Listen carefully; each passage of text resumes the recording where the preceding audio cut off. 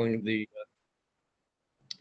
regular board meeting of June 15th, 2022 to order. Can we have a roll call, please? Yes, thank you. Borstein? I'm here. Gaffney? Here. Meggs? Here. Scylla? Here. Kelly? Here. Thank you. Now lead the Pledge of Allegiance. I pledge of allegiance to the flag of the United States of America and to the republic for which it stands, one nation, under God, with liberty and justice for all. Thank you very much. Can I have an approval agenda? But before I ask for approval agenda, Steve, do you have some suggestions about moving things around to accommodate some guests? Yes, we do have Mr. Wilson here from Newt Engineering on, and that's item number 8. Yep. So we could move that before the consent calendar. Okay. And then I'm not sure. Otherwise, I don't think we have Jamin Park here, or he may come later. And Austin is here from instead of Andrea tonight. Is that correct? Yes, I did want to point that out here to you that Austin Cho is joining us from Downey Brand in the stead of Andrea, our normal Andrea Clark, our normal district counsel. Okay. Good evening, everyone. All right. Well, if there's just an agenda number, if Mark's just here for number 8, why don't we move him in front of in front of a committee report out? We'll do open time and then we can do him. And with that, do I have a motion to approve that agenda? So moved. Thank you. In a second. Second. Thank you, Pam. Just a minute. We also have Justin Sufert here. Maybe we want to move him ahead.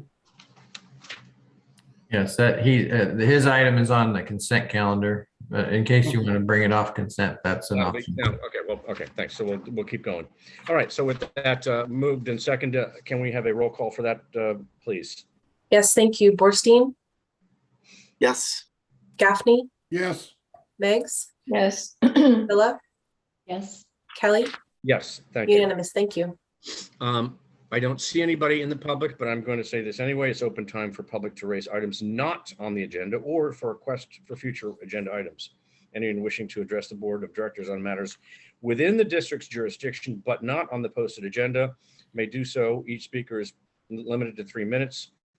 The board may not take action or discuss items not on the agenda, but may briefly respond to statements or questions by a member of the public. The board president may refer any matter to staff for further follow-up or elect to have the matter placed on an agenda for future meeting. Seeing anybody from from the public, and seeing none, I'm going to close open time and move on to agenda item number 8.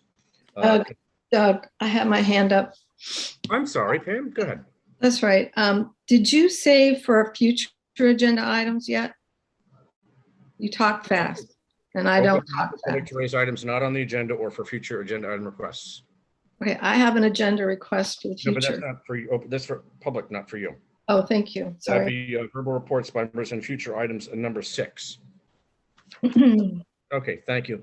Number 8, consideration of authorizing the general manager upon review and approval of legal counsel to approve an amendment to task order number 8 with Newt Engineering for design engineering services for LS20 Larkspur Landing A lift station improvement project to add LS31 Villa Brand lift station 31 and lift station 32 Corte del Bayo for an amount not to exceed $99,434. And Steve. Thank you, President Kelly. I put a map on the screen so you can see roughly where we're talking about within our service area. Actually, the service area boundary is shown in a thin black line, and the lift stations that are the subject of the agenda item are indicated on this graphic. Can everyone see that okay? Yep. And my cursor. And so lift station 20 is already under design with Newt Engineering. And thank you, Mark Wilson, for joining us today. And he's available here to provide a little more detail on the scope that we're discussing.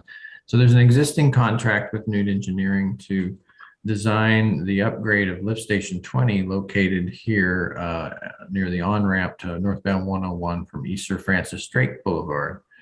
This captures the wastewater flow from the western portion of the Larkspur landing area and pumps it to another pump station, which pumps into the main force main system. Now, what we're considering today is augmenting the design contract to include these 2 lift stations over here that are part of a 6 lift station system in the Riviera Circle neighborhood just south of the Corte Madera Creek channel. And all of the wastewater in this neighborhood gets lifted under the creek and then over to the pump station in Bon Air Shopping Center. Well, the reason why we're proposing to add design work for these 2 pump stations, the main reason is they're virtually identical pump stations to lift station 20.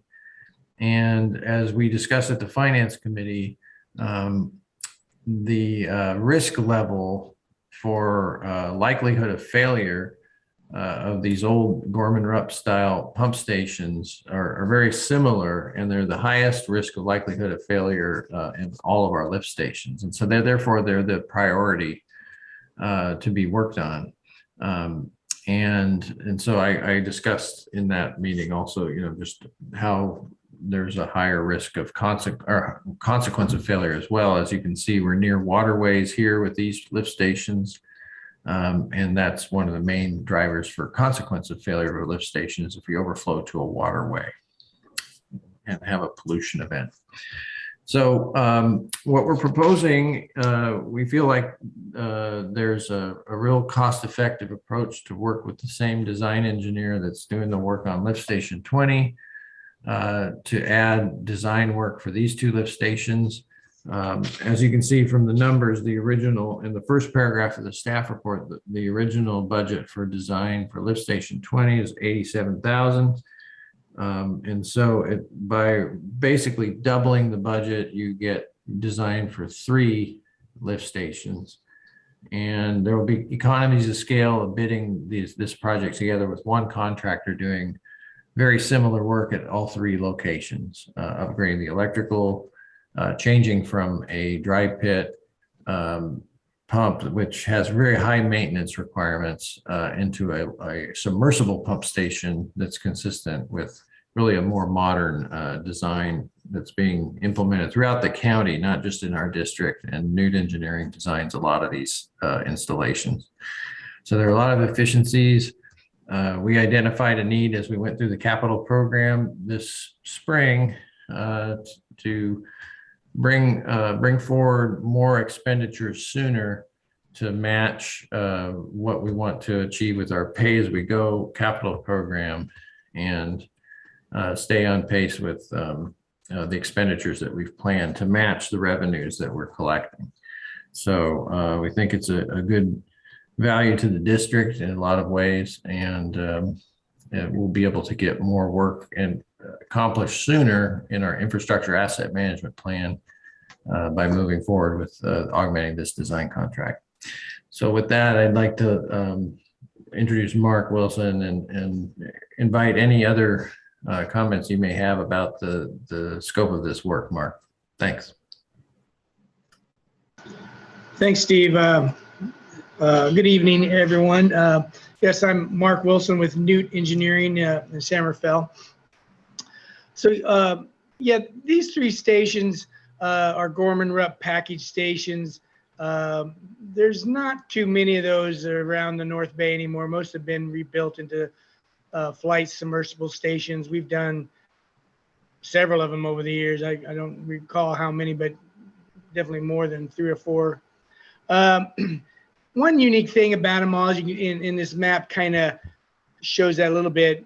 I mean, if you're knowledgeable of the area, particularly the ones on Riviera Circle, they're located on the landscape islands at the intersections of the subdivision circle. And the district has made an effort in the past, which is, you can see when you drive by these, that they're nicely landscaped and kind of hidden from the the look of the infrastructure is hidden with the softened landscaping plants, and so that's the key, final look too. In the submersible pump station concept will lend itself well to that, because we will be able to typically these photos illustrate that typically these Gorman-Rupp package stations have a concrete structure about 2 to 3 feet. I guess it's more like 2 to 3 feet, like at knee level, and so that will be knocked down, and as we come back up, reusing the existing wet well that's already been coated, we'll add a new barrel section, subgrade barrel section, below grade barrel section, and a pretty much at grade, just a little bit above grade deck slab with access aluminum hatches. So the whole thing will be down a little bit. What we're going to try to achieve is better protection for flooding for the new control panels that go in, relative to the updated FEMA mapping for the predicted flood elevations, and all these, since they're all located close to waterways, as you can imagine, there will be some flood level changes based on the latest FEMA work. So if we do that, raise that up in their submersible pumps, the electrical is protected, the reliability in the through that say flood event, hopefully we can mitigate that and not have a power outage or a pump system outage because of that. So those are kind of the goals. Each because there really are identical pump systems. Because of that, the district can the district will be using probably same pumps. Definitely on 31 and 32 will be the same pump sizes, and I really think it's going to be the same pump as what we've selected for pump lift station 20. So you got some interchangeability, for spare pumps. So that's a benefit. The same portable generator can be used at the 3 different sites, so that's good too. So yeah, they're really, and the contractor will be almost building the same thing at each location. So and then the final look is going to be important in how we finish the job. Contractors replants what landscaping that is necessary to kind of once again hide these stations from the general public view.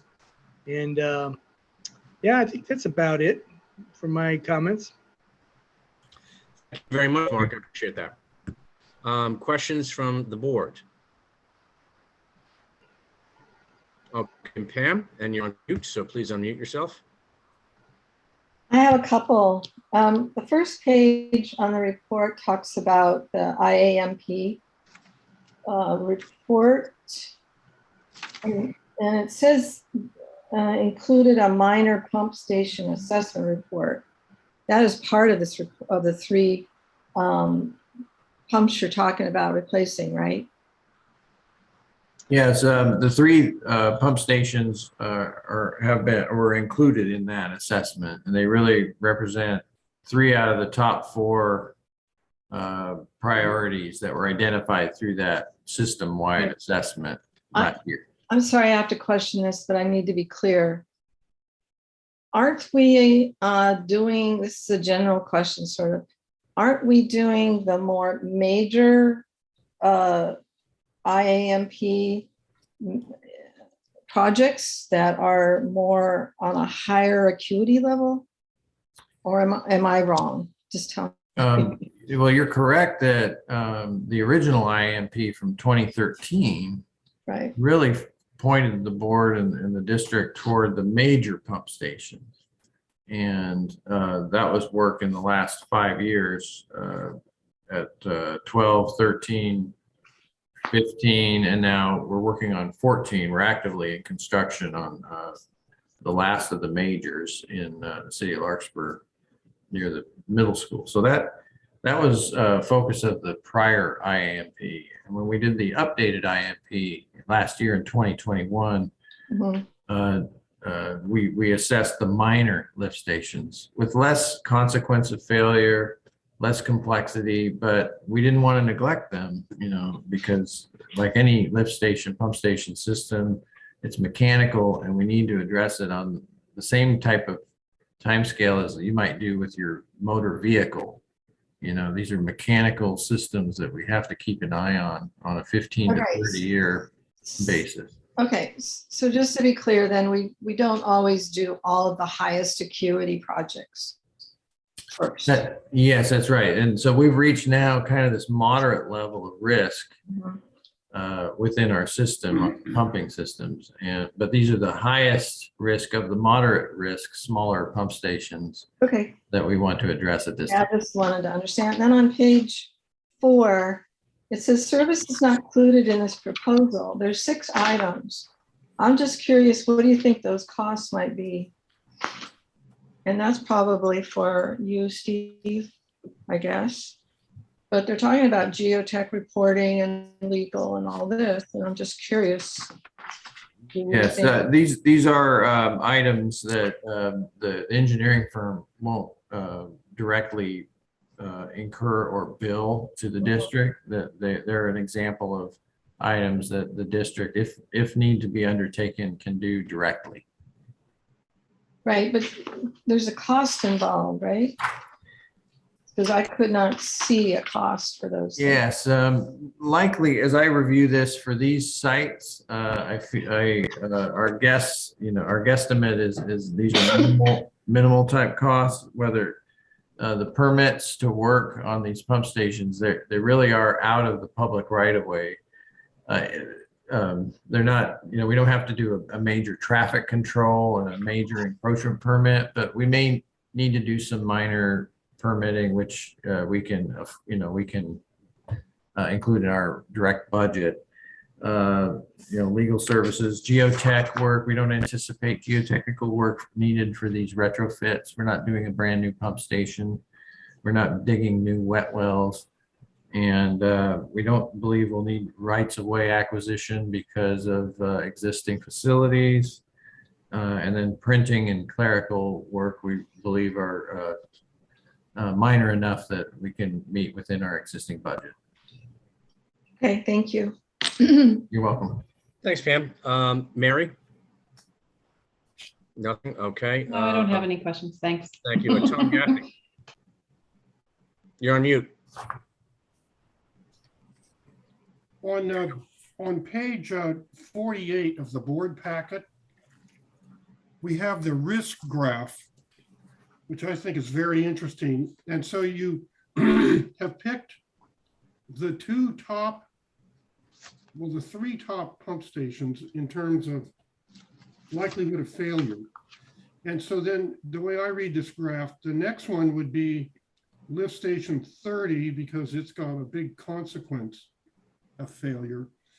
But another question is then you have those 2 lines. So would be you like lift station doesn't have a number on it. How about lift station 24? It's got a risk likelihood of Enlarge that? failure. I put the graph up on the screen. Can you enlarge it, Steve? I'll see what I can do. I don't know. I'm not asking. I have no idea. I think I can. Okay. That, Oh, good, good. Yeah, that's I like that. is that working? Yeah. okay. So does this graph mean that all those pump stations like lift station 37, if it's below that lower line, we're probably not going to do it?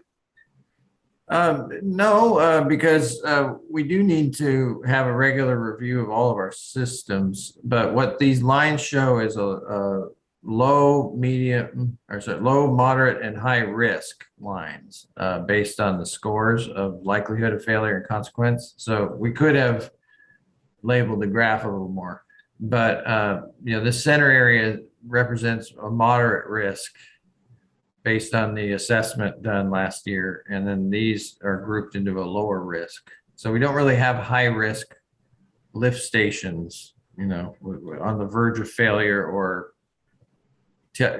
teetering over the top of a creek or something, which can happen in some districts. So we've got here, anything in the upper right is a higher risk, higher consequence, higher likelihood of failure. And so they really are the cluster of the highest priority lift stations. We would like to do them all, just to keep pace with, getting everything up to speed. But we can't necessarily afford or have the bandwidth to do them all at once. And so this risk system gives us the ability to stagger them. But to answer your question, Director Gaffney, these are still systems that we want to review on a regular basis, but they just represent a lower risk. And so they're a lower priority. And The next one is probably going to be lift station 30. Right?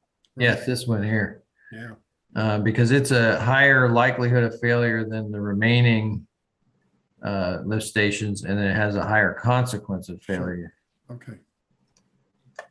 Well, I think Where's 30 and where's 35? The 30 is known as Heather Gardens, and it's over near the Redwood High School in the Diane Lane, William Street neighborhood of Larkspur. Okay. And then you said 35. 35 is part of Riviera Circle as well. Okay. It's in that area. Okay. Tom? Well, I think it's a good idea to, put 3 very similar projects together if we can afford it. We save money on the engineering, and then I think the contract, probably be another area of saving if a contractor is doing 3 that are very similar. How do you want to bid those, Steve? Do you want to bid them all 3 together, or do you want to bid them as a package or individually, or both? Oh, for lift station 20, 31, and 32? Yeah, Mark, correct me if I'm wrong, but I think we bid them together. Yes, definitely. In this bidding environment, I think it'd help. Bidding environment for pump stations, because of the material, the stories you hear of material deliveries on the main media, we're seeing a lot of that coming true. And unfortunately, right now for these infrastructures, I'm not seeing it on the pipeline projects, thank goodness, as much, but the pump stations are a little worrisome for delivery times and such. But we're working through it. Yeah. All right. Okay. Michael.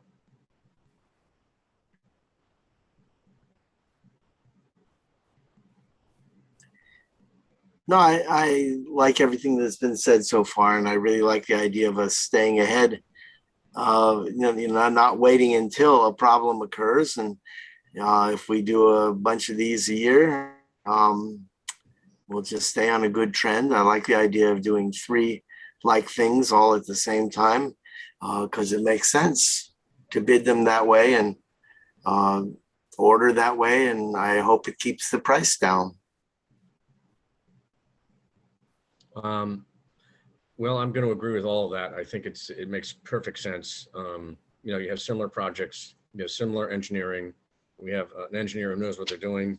We're going to make them the same. I think it's a great idea. So I'm in favor of it.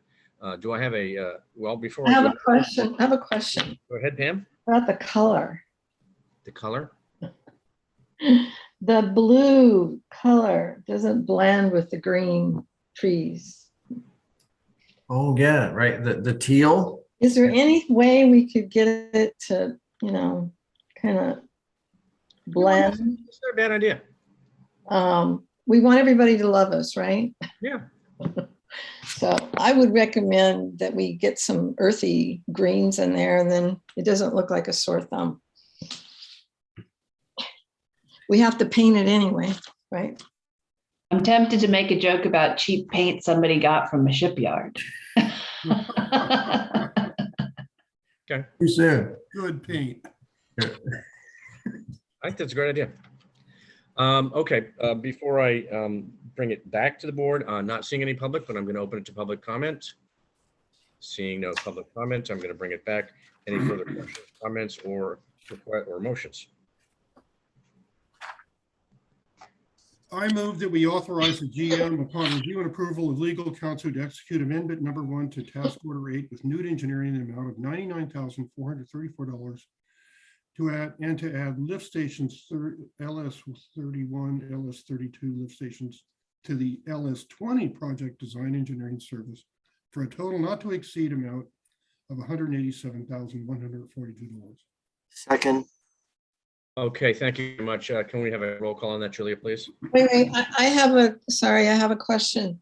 The subject does not talk about the fact that it says not to exceed 99,434. The motion does not match the subject. So I know there's a summary written, but it's not in the subject of the title. Maybe the attorney could help us with this. It's in the summary that the increased amount to 187. Well, we already have budgeted 87,708 for the first pump station 20. A lift I station. know, but it does not say that in the subject title. It does not say it says not to exceed 99. The summary says from 87 to 187. Are we giving 99,000 or are we giving up to 187? That's what I just heard. That's why I'm trying to clarify. Yeah, the subject does say to add an amount not to exceed to an existing contract. And so the motion just clarifies that the total not to exceed is now 187, but there's not an inconsistency. We already have $99,000 for design services and they're Right. adding 87. So the total is the not to exceed 187,142. I get it, but it's not in your subject. It's in my Not in the subject. It's in my explicitly. motion. The oral motion controls. Correct. And also the recommendation captures both amounts and the motion itself is what controls here. Is that the attorney talking? Yes, Yes. it is. Oh, okay. Okay. All right. Thanks. All right, thank you, Pam. Julia? Thank you. Borstein, yes. Gaffney, Yes. Meggs, Yeah. Villa, Yes. Kelly, Yes. unanimous. Thank you. Well, thank you very much. Okay, let's go to number 4, committee report out. Tom, finance, do you want to do it or shall I? It's up to you. You're on mute. Director Gaffney, you're muted. Thank you. Sorry. Finance Committee met yesterday. We reviewed a number of the consent calendar. Can you speak items, closer to the including- microphone or your computer? What's happening? Can you not hear me? We can, but it's very light. Okay, maybe I'll talk it up a little bit louder. We reviewed the monthly financial statements for April. Remember, they're a couple of months behind and we're in terrific financial shape. We received a big bulk of our money in April from service charges and property taxes. And then we had several other, items on the consent calendar that we reviewed. Let me get rid of this phone.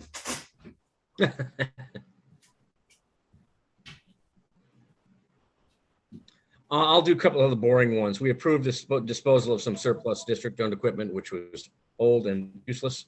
We approved the removal of 14 obsolete items from the district's fixed assets. These were older items. And I think Tom's back. Yeah. Tom, I did 5 and 6. I did 5 and 6. Okay, and then we did, there are a couple of change orders that we're going to talk about, but we also discussed on these change orders that they're like additional projects. They're counted as change orders, but really we're getting additional projects here. So I'm sure we'll discuss that some more. And then we did review 8, which the board just looked over. And we had there's several contract change orders, which I'm sure we're going to discuss as the board. And I think we spent a lot of time on the fiscal year 22-23 budget, especially. And then finally, the final item which the board's going to consider is the consideration of accruing salary benefits for unrepresented employees, which we keep in line with the represented employees. Anything else, Doug? No, that's about it. That's it. Thank you, Tom. Okay, Central Marine Sanitation. Michael, do you want to take that? Oh, sure. I'll start. You can fill in as needed or Okay. whenever you feel like. This was one of those months where we met last night because that happened to be the second Tuesday. Yep. And so it's still fresh in our minds here. We had a closed session because we're working with our labor negotiators. So maybe sometime shortly we'll be able to report out and tell you what's going on there.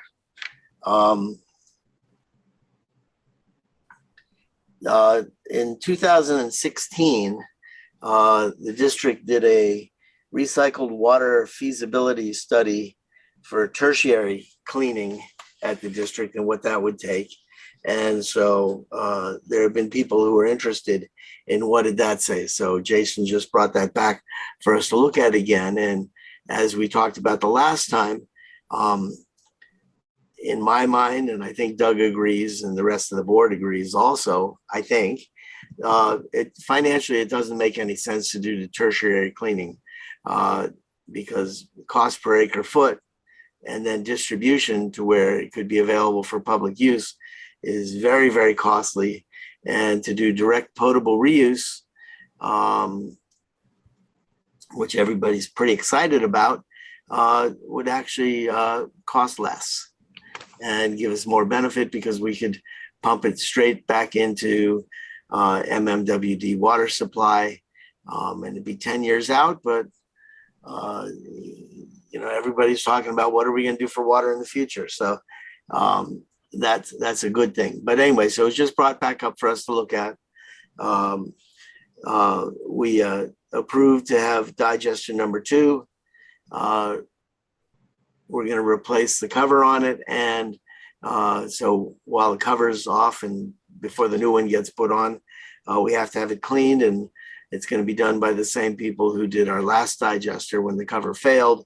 And they actually did the cleaning, I believe, is back in 2014. So they did a good job then. We know they'll do a good job now. And so we did that. Over there, we do a budget once every 2 years, which we did 2 years ago. Actually, no, we did it last year. And so this year, we're just noting budget adjustments that things would change that we didn't know about. And they seem well in line. Some of the things that we didn't know about were that some of the cost of chemicals would go up. Some of them were, I believe, as high as 90%. And that's due to supply chain and everything else that's going on.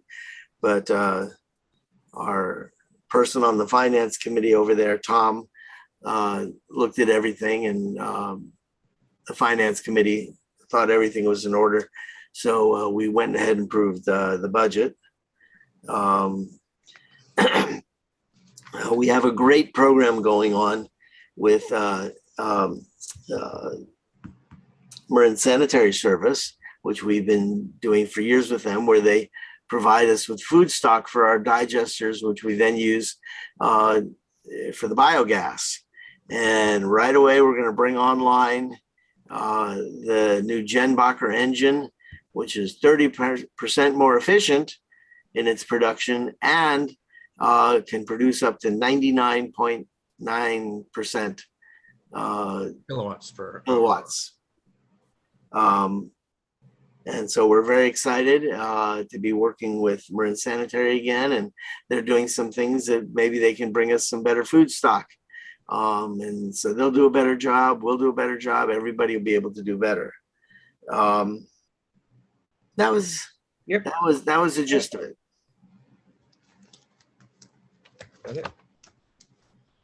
Thank you, Michael. North Bay Watershed Association. Hi. We met at We met on June 3rd from about 9:30 to 11 something. There were 23 members present. We had a presenter from the Bay Area IRWMP. Taylor Nakhundian is a water resources program manager, and Michelle Novakny is the manager of special programs through the San Francisco PUC. It was a very interesting summary, and it kind of gave ideas on what is the IRWM, and it's integrated regional water management. So it's all over the Bay Area and 9 counties. There was the passage of the Regional Water Management Planning Act in 2002. So the goals from that Planning Act include identifying and implementing water management solutions on a regional scale. So they work across jurisdictions. They manage water to achieve social, environmental, and economic objectives, including water bonds, which are in the billions. It's in the minutes that I sent you. And Marin County is included in that 9-county coordinated effort to improve water supply. It also includes managing floods, protecting habitats and watersheds, and enhance the overall health of the San Francisco Bay.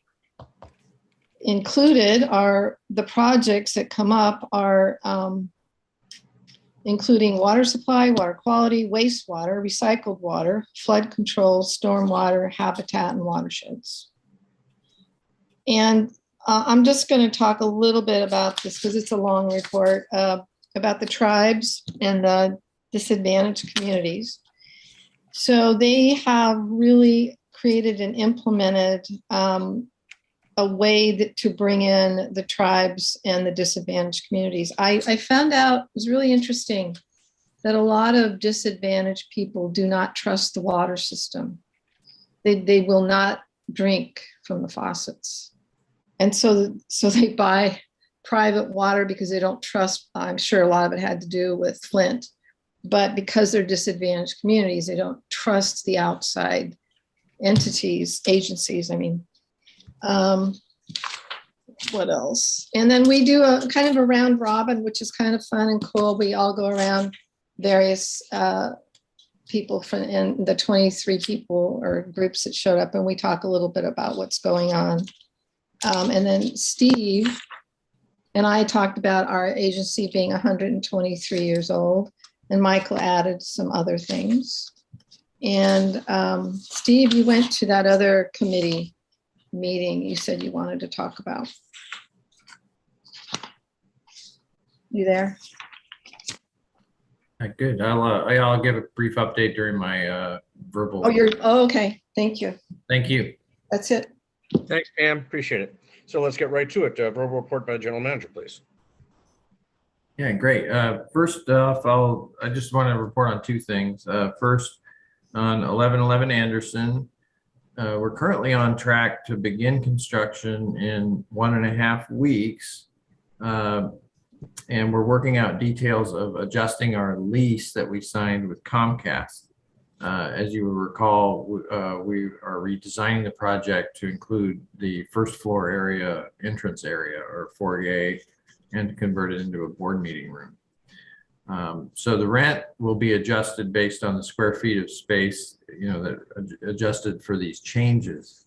I don't have an exact amount, but I just did see an analysis that shows there's still 11,610 square feet that Comcast will use instead of more like 12,500. So going down not that much to about 11,610. So they'll still be using 73% of the first floor. So the rent reduction won't be that dramatic, but It'll be very good for us because that it will be a reduction though. So we're still working on the details of that. The permits have not yet been received by the city of San Rafael, but we believe we're close. The permit technician told us yesterday that the revised plans were under review by the plan checking agency. So we've got some time. But, you know, there's a chance it could be delayed a week or so as well. But right now, June 27th is the proposed beginning date. And Paul Broomer here, who just met with he's our operation maintenance manager, you might recall, he met with the contractor folks today, I think, or recently, and they're raring to go. And so he's helping coordinate that facility side of things over there. So stay tuned. We'll keep you in the loop how that's going. And then the second thing, as Director Meggs mentioned, I attended a land use and water infrastructure workshop. It was sponsored by the North Bay Watershed Association. And what this workshop did, there were about 30 of us or something like that, and it connected land use planners from Sonoma and Marin, particularly, with water and sewer districts. And we learned about the overlaps between the two disciplines of land use planning and water and sewer services.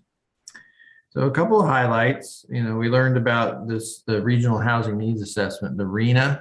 You've heard that number and read it in the news, right? It's on an 8-year cycle. It's kind of important to remember that, you know, now this year, I think, is the year, and it's been 8 years since we've seen or heard about this. And it doesn't just relate to the Larkspur Landing property. So I'll point out just a couple things I learned. Water and sewer capital improvement plans must, they have to be consistent with general plans. So, and we're going to talk about our capital improvement plan today, right? In the proposed budget, that's where it lives in our district. And so have we been doing that?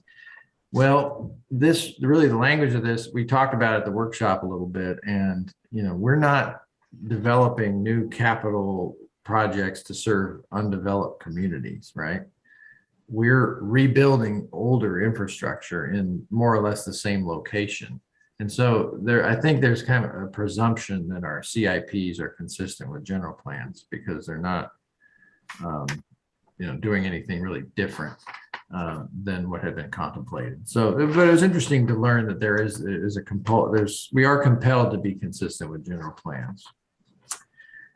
And then water and sewer providers must adopt written policies and procedures that grant a priority of service allocation to RHNA required lower income and affordable housing. I heard that and I said, oh, okay, there's something we're supposed to do as well as water agencies. And with the RHNA cycle we're in now, there are 14,000 units required in Marin. 14,000 units are required in Marin County. 44,000 in the North Bay counties. That's fairly significant. And so I think we'll hear from the land use planning agencies we'll be notified that we're supposed to have these procedures in place. Now, I think from a practical standpoint, as you've learned, we don't really have capacity limitations in our district for new connections. The capacity limitations in our districts are due to, I think you know. The land. I. Right? Stormwater infiltration and inflow, right? Not from development. But we have experience in certain areas. We'll look at whether a 6-inch line is adequate diameter to serve a new proposed development, you know, that may have a certain number of drainage fixture units. And on the engineering side of the house, we do on a micro scale look at capacity. And so if issues come up with RHNA certified housing, we'll certainly take into account the need to provide service, but we're not really capacity limited. And I think that makes us different than water districts. I think they saw this presentation through a whole different lens than we sewer districts. So it's just interesting. But I think that's about it. I wanted to give you a little bit of insight into the discussion. You know, it seemed to me that North Bay Watershed Association could really help facilitate this communication between land use and water resources, and potentially by making an overlay of land use with water resources and watershed features like groundwater recharge areas, not such a big deal in our area, sea level rise, and drainage features, and we're going to be talking about that a little bit with our Woodland project later, about how our system overlaps so closely with drainage features. And I think from land use standpoint, the North Bay area will benefit from that type of exercise. That's all I have. Thank you. Steve, would you mind talking to Andy about what you just said? Oh, I do. Yeah, Okay. Andy Rogers and I definitely talk. Okay, great. Thank you. We're like-minded on that, but I will. Great. Make sure. That would be a great meeting. Thank you. Yeah, you got it. Thanks. That's all for my update. Thank you. Thanks, Steve. Pam, you can put your microphone back on. It's time for verbal report by board members and requests for future agenda items. And you had something, so why don't you go first? Okay. I think I've asked for this before, but it's been, I don't know how many years, but I'm willing to bring it up again. So I trust our 2 reps on CMSA. I totally do. But when there's some bigger issues coming up that affect a lot of money from us or the community, I would really like if the board could have input before that meeting. And somebody's got to budge here. Somebody's got to have maybe, to move the meeting to a different date, and I want to know. I won't say any more than that. Pam? Yes. Pam? I'm sorry. My internet froze up at the beginning of your talk. I missed the beginning. Can you please repeat it for me? Okay. So I have some concern, I guess, that for items on the CMSA board, our entire board is not involved. And I said, I totally trust you guys there, totally. But at times I would like to have a voice, or I would like to ask questions or something when it includes like a big bond or some major gazillion amount of money, because we are impacted. And I don't know how other to say that. I could call one of you up, but that's the Brown Act. I can't do that. So I'm asking, I don't know how this is going to be worked out, but somebody's got to give with moving the meetings so we can have that interaction or input. If you don't want to do it, I'm just one board member here, but I do get the packets every month. Even if I go there, I don't think I can say anything because you guys are the 2 people. So No. That's not a violation of the Brown Act, because that's a public meeting and you can speak at a public meeting. And Austin, please either confirm what I'm saying or not, but you absolutely can go to a public meeting. What you can't do is you can't go to a subcommittee meeting where the public is not expecting decisions to be made by a full board, and you are allowed to attend but not participate, as you sometimes and Michael does with the finance committee. But you can attend the CMSA meetings as a public member, and you certainly can speak up. And I think that your representatives would take into account your opinions. So there's no conflict there. Austin? Director Kelly, I don't know that I could summarize it better. You nailed it. Director Meigs, you may appear at another agency's board meeting and voice your opinions as a member of the public, and there's no violation of the Brown Act in doing so. Thank you. Even though it would be 3 board members, which is a majority of our board. But it's a public meeting. It's important to note, where Director Meigs would be speaking from. She could not give an impression that she's speaking out at the same level as any of the representatives on CMSA, but she's just only appearing as a member of the public and in her private capacity.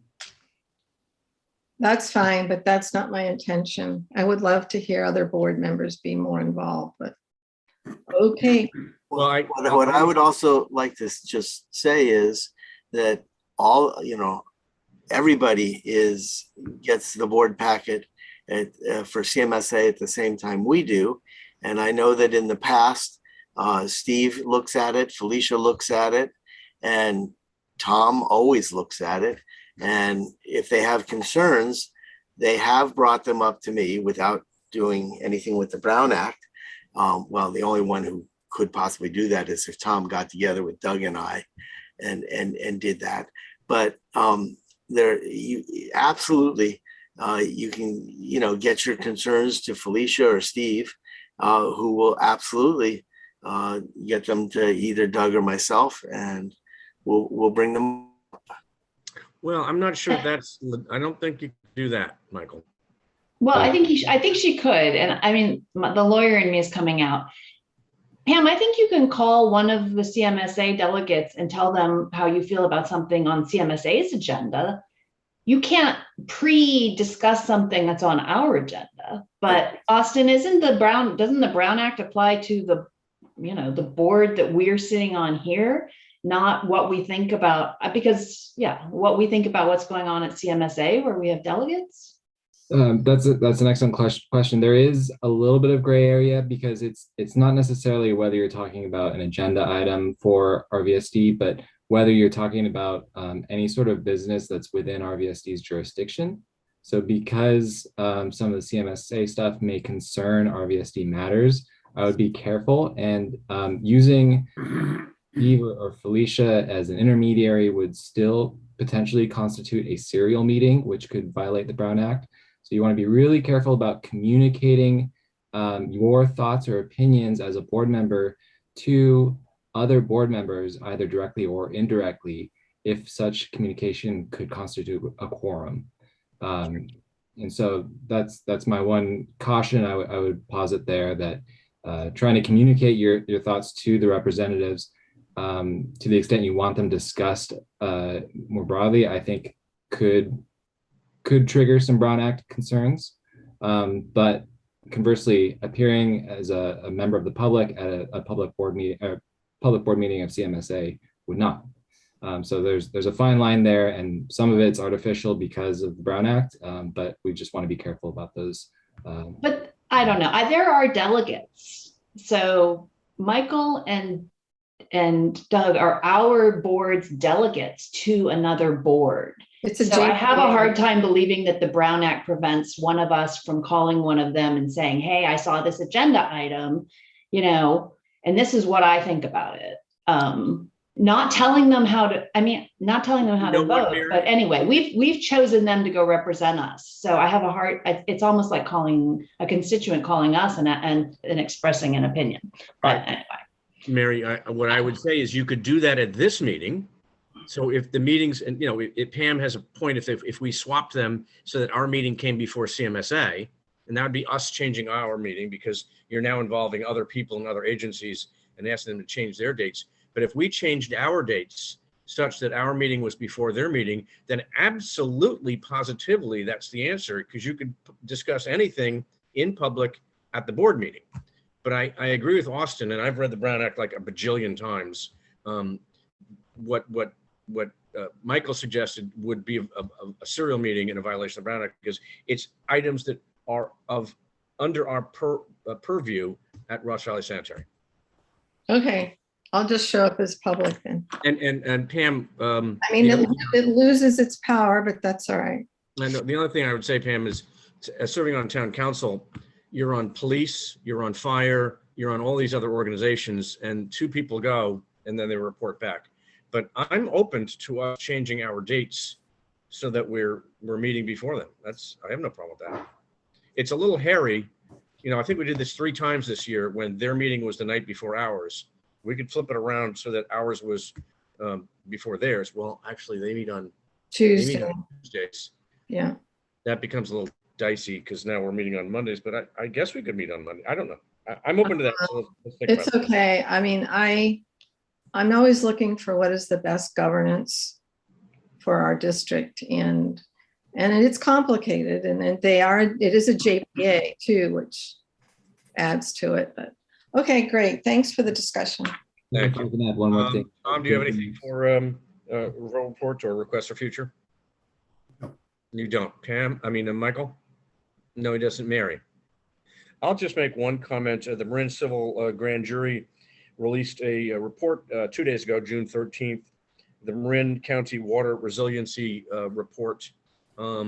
It's very important and mostly talks about MMWD, but it does mention the direct potable reuse that the two reps from RVSD and the other commissioners on CMSA are studying and advancing.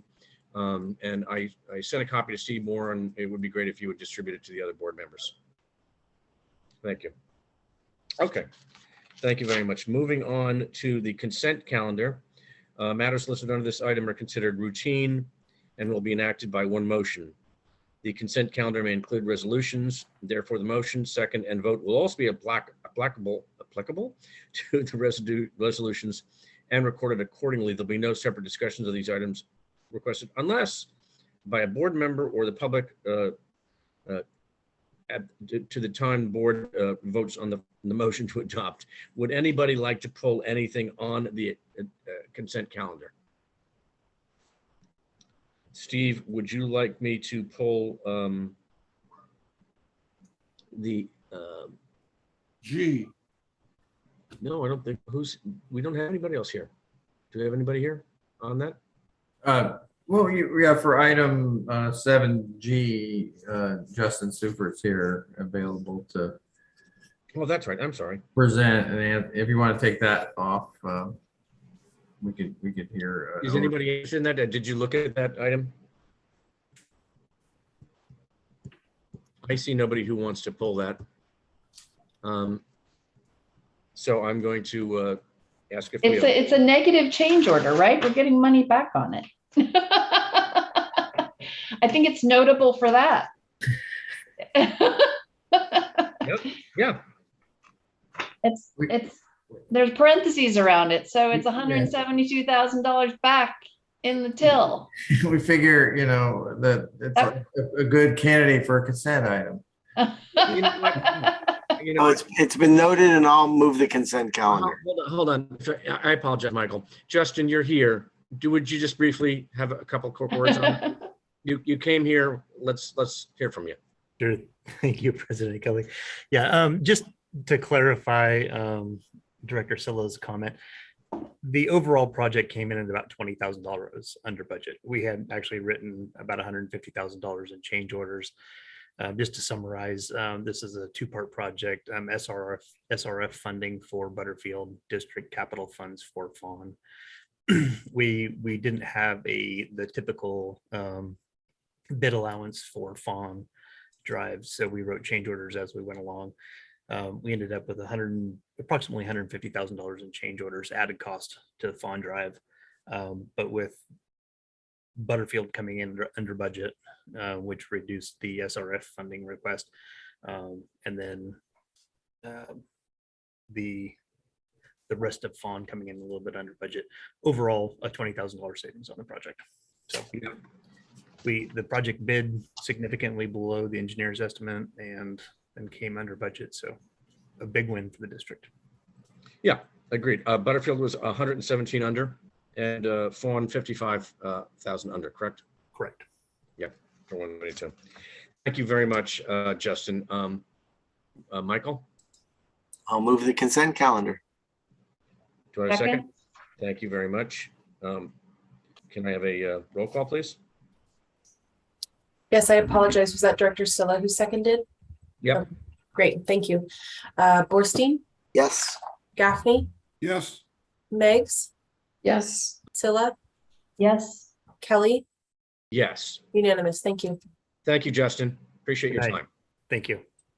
Let's move on to number 9, consideration of approving a contract change number 5 in the amount not to exceed $666,452 for additional work on the fiscal year 2021 gravity sewer improvement project with Glossich Engineering. Steve?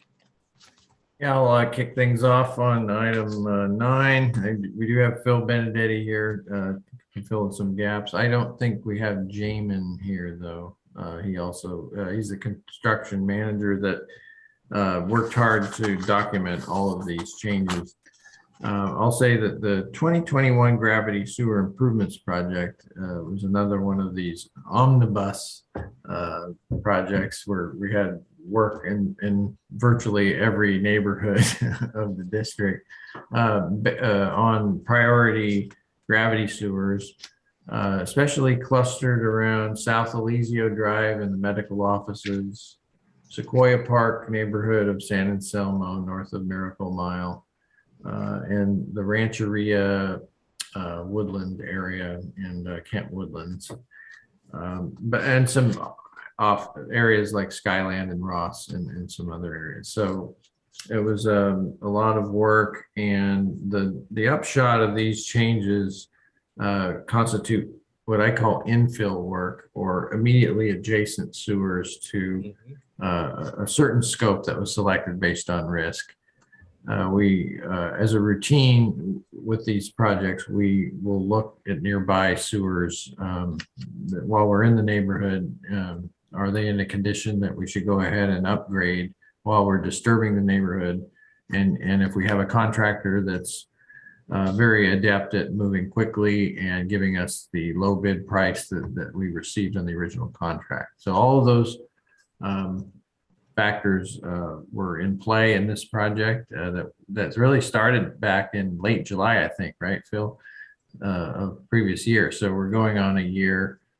And now each of these changes that have been brought about were approved by the project team as we were moving forward. And now they're pulled together into one package for the board's consideration at $666,000. As Phil pointed out in the staff report, these changes constitute 2,133 feet of additionally rehabilitated sewer. That's almost a half a mile on a 2-mile job. So it's a significant amount of additional improvements that will,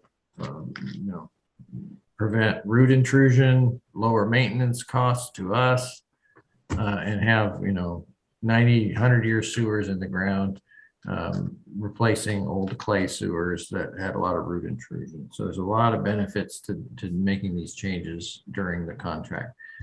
Phil, do you have any additional things to add as far as the content of the change order? Sure. Yeah. Thank you, Steve. Yeah, just to reiterate the great value that we've gotten out of this extra work that we've added here. I mean, the word change order does get a little bit of a negative rap, but these are, changes to the contract that were driven by staff and based on field data that was gathered. Also, other incoming information after we were in construction, getting information from our IAMP risk model. For example, on Grove Hill Avenue, one of the higher project score, meaning a higher risk and likelihood of failure and consequence of failure, higher risk lines showed up. And then we also at the same time had staff input from one of our conditions assessment crews saying, hey, there's this line just one pipe over from where we had just pipe burst maybe a few weeks before.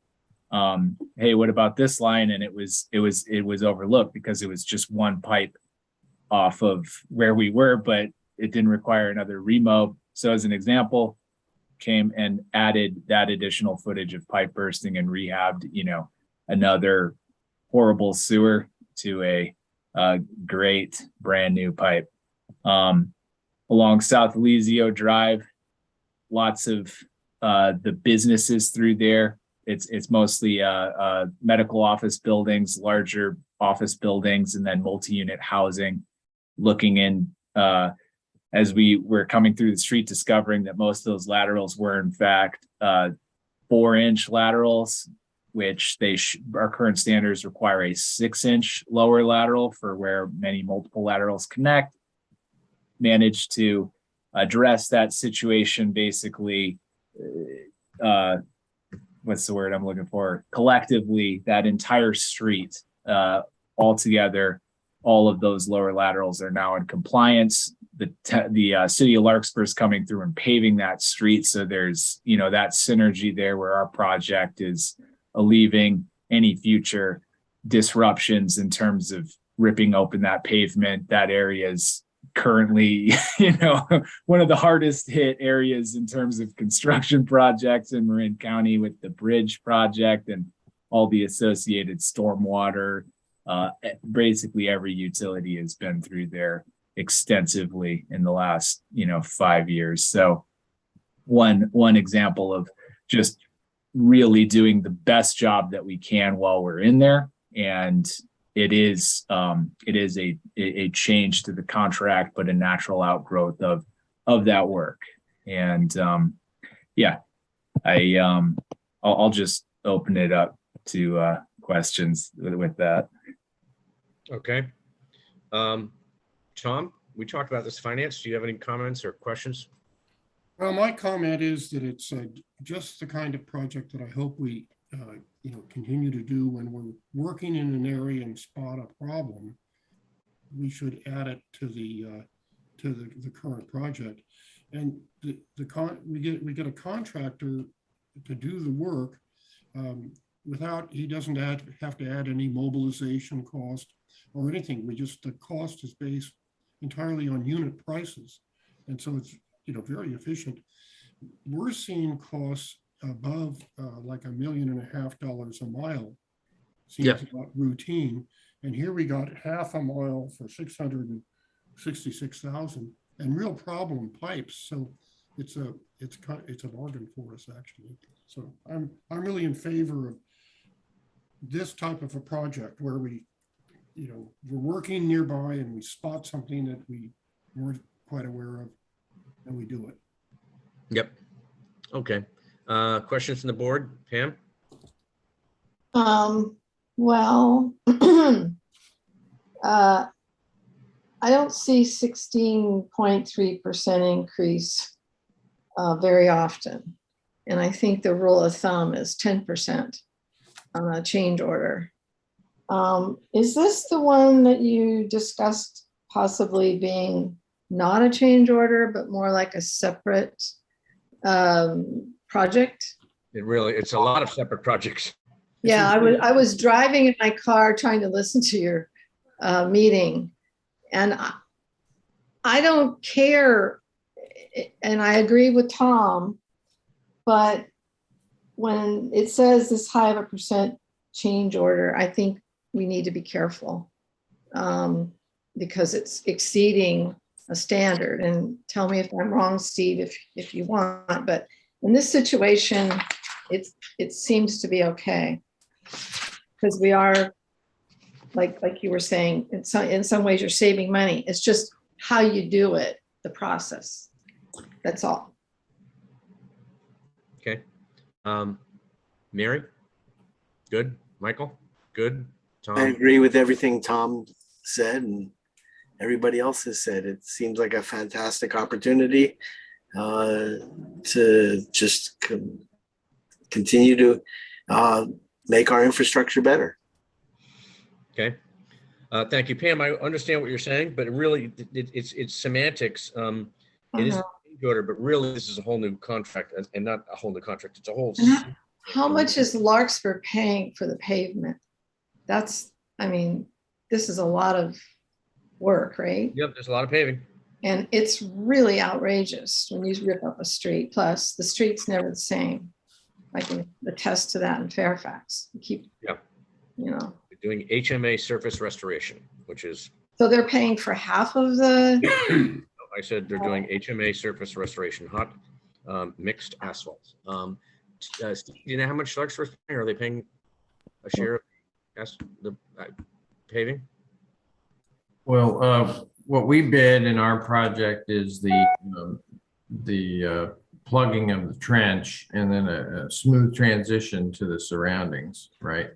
But Larkspur's coming in with a grind and pave curb to curb pretty much, right, Phil? So what we leave them is a trench with full integrity so that it won't create any kind of a differential settlement after they do their surface paving.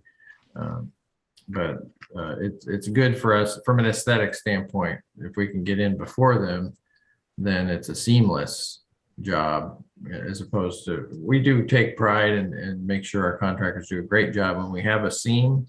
And they're generally fine. They just are, you can see them, you know, but we do engineer them to be durable for a long time using the T-cut approach, you know. So we do take pride in that restoration, but it'll show as a stripe sometimes, but doesn't mean that there's a bump. Yeah. Okay. All right. Thank you very much. Do I have any other comments, questions, or motions?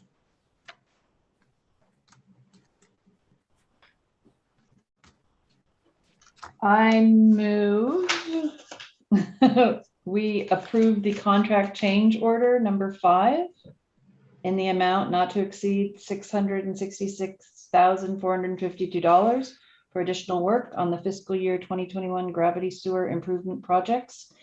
Project number 951 with Glossage Engineering. I'll second. Thank you. Julia? Yes, thank you. Borstein, Yes. Gaffney, Yes. Meggs, Yes. Scylla, Yes. Kelly, Yes. unanimous. Thank you. Thank you very much. Thank you, board.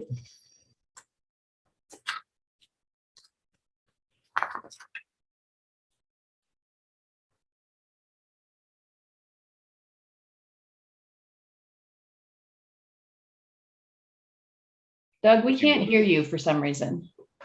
Really, I'm sorry. Oh, that's Let me try again. We'll move on to item number 10. Consideration of approving contract change order number 6 in the amount not to exceed $222,748 for additional work on the fiscal year 2021 gravity sewer improvement project, which is also number 951 with Glossage Engineering. And Steve, can you give us a report on that, please? Yes, I'll kick things off. Now, unlike the last board item, this board, which was retrospective, this board item is prospective. This work has not yet been done. It is a large enough change order on its own with the staff wanted to bring it to the board for your consideration as another add-on to this 2021 gravity sewer improvement project, the same one that you discussed in the last board item. We received a quote for some additional work on the trunk line that is located in Woodland, and I was thinking about maybe putting a share screen up to show the map. Let's see if I can bring that up.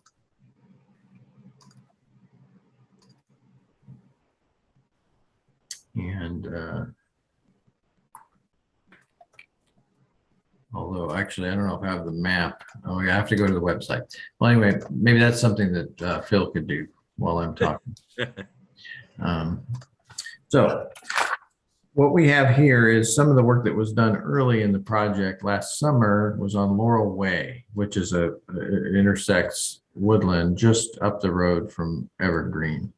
And at that location, we have an 8-inch sewer now that intersects with a 6-inch sewer going down Woodland. So it in essence makes a bottleneck for one section of sewer that eventually gets to Evergreen, where it's larger and it has adequate capacity. Now, as we discussed at Finance Committee, Kent Woodlands is notorious in our district for being a high I&I area, and we actually give grants in this area to homeowners that are a little larger, recognizing the I&I control benefit of lateral improvements in this neighborhood. A lot of the sewers have been plumbed in and around a creek system, Tamalpais Creek, that's pretty leaky. And so what Phil has brought up here on the screen is this location. So on the upper middle of the screen is the new sewer coming down Laurel Way that we put in last summer, and then it intersects with a 6-inch line that actually drains a good portion of the neighborhood. So there's a lot of houses on the 6-inch line. You know, it should be 8 inches once you have 4 or 5 houses, and we're talking about dozens of houses. So this is an area that needs capacity improvements and is actually contemplated in upcoming capital work. Meanwhile, we have an opportunity here, and we got a bid price. I'm sorry, we got a proposed quote from Glossage that's consistent with the bid prices they gave us last summer to do upgrades to this system. And actually, you know, what we would do is we would combine those 2 pipes into a 12-inch pipe, and we can pipe burst this existing 8-inch line to a 12-inch, and then abandon the 6-inch line and then combine it in. And for the $222,000, we're essentially getting about 400 feet of sewer, and that adds on to that other change order we talked about earlier that gives us the full half mile of rehabilitation. So what Phil's putting up on the screen now is the from the staff report and the proposal. And this is the graphic. So I think I can hand it off to you, Phil. We did observe this area. It has defects, but it has an uncommon level of infiltration of groundwater. So that when we were in the downstream manhole at the right of the screen, we opened that up, and instead of getting the impact of what's in the sewer when you open a manhole, we got the impact of what smelled to me like a trout stream. You know, it was fresh water coming out of the sewer. And then we looked down and saw it was clean, clear water pouring out of both the 8-inch and the 6-inch. So we believe we have a good candidate for I&I control by just doing the simple rehabilitation here, but also dealing with some capacity issues, because a 6-inch trunk line is not a good way to go. I think we all get that here in the building here. So Phil, do you have anything else to add on the scope of what's proposed? Not much. Yeah, sorry, I was trying to scroll through this with my trackpad. It went a little bit wild there for a second, but yeah, we lots of all of the indicators of inflow and infiltration in this neighborhood here. Granted, it was not even during a wet weather event, and we saw tons of evidence of I&I. Looking at the downstream manhole here at Evergreen and Woodland, this is a very pretty. It's a 16-foot deep manhole. There were multiple problems with that, including I&I into the manhole itself, as well as clear evidence of that I&I coming through this 6-inch line. It was about half full of pipe.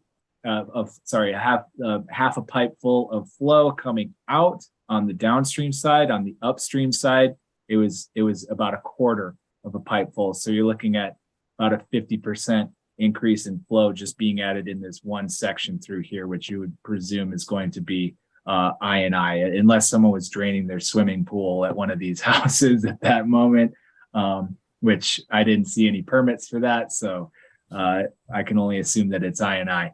And as Steve said, increasing the capacity of the system from having a 6 and an 8, bumping that up to a 12, and this line is much deeper.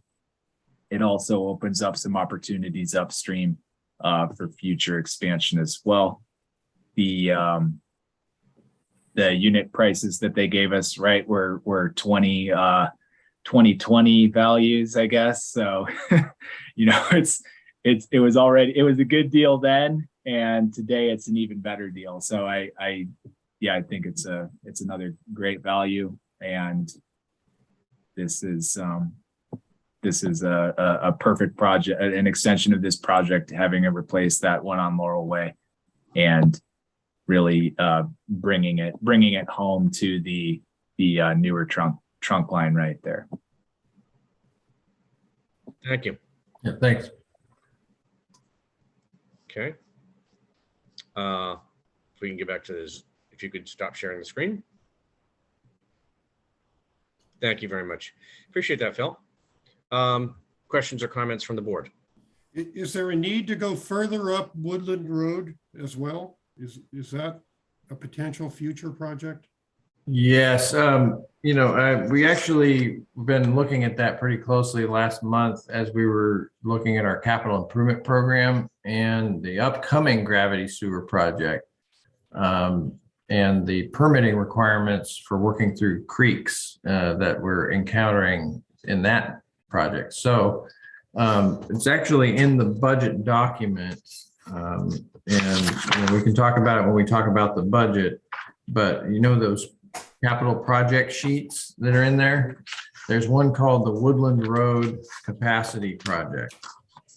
And I'm kind of scrolling around and trying to find it in my paper version. What the page is, but I'll get that to you. And that's that will actually deal with 5 or 6 creek crossings. So we're going to bundle all of the permitting into one effort strategically.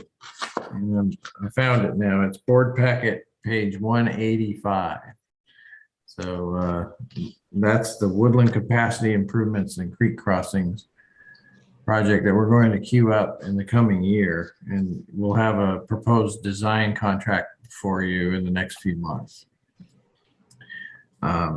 And so, yes, it became clear to us that not only was there a bottleneck we need to deal with from the existing 2021 project, but we need to go upstream of here and systematically address this system that has a trunk line along Woodland Road. It's been touched a little bit here and there, but it really needs a comprehensive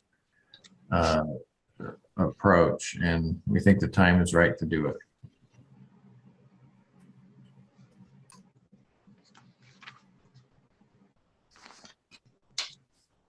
Okay, Tom, anything else? Okay. Mary? I saw Pam's hand up, but I was just going to say, I mean, just in terms of verbiage, I wonder if having these change orders be so gigantic, and maybe we do just categorize them as separate projects that legally we could sole source because the folks are already deployed. Just an idea, because I don't know whether anybody ever goes through and says, let's do an audit of this agency's change orders and see, because it isn't that the engineers are not getting it right on the first pass. It's that we're doing what we need to do once we get in there. So just an idea. Yeah. And we've discussed that before, haven't we? That it's really an additional project. It's not really a change order. Yeah, and yet there's an existing contract vehicle that we want to use and for the district's benefit, right? And so it's this is a good discussion. We're always open to suggestions, and we can engage Austin or Andrea on how to categorize them. Right. It could be an amendment to the contract, I imagine, or an addendum. And maybe it's just the phrase change order that, evokes this concern about the 10% limit, but we could try to work around, I guess, I think. Yeah, I mean, there's precedent for common range of the value of a change order. And as far as a limitation, it's for California Public Contract Code, it's not a hard and fast rule about exceeding 10% or 15% or any of that we are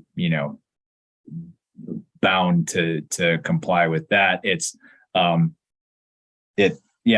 using that existing vehicle of this contract and being able to use the same encroachment permit with the county, various other economies of scale by efficiencies from using that same contract.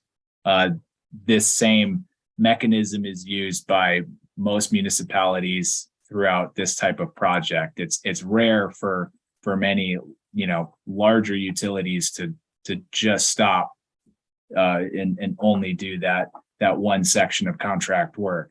There's, many benefits to the public to carry out work in this way. Austin, do you have an opinion about wordsmithing any of these change orders? I will note that change orders and amendments or addendums are essentially synonymous here. If it's a problem just with the verbiage that's being used, I think that can be remedied pretty easily.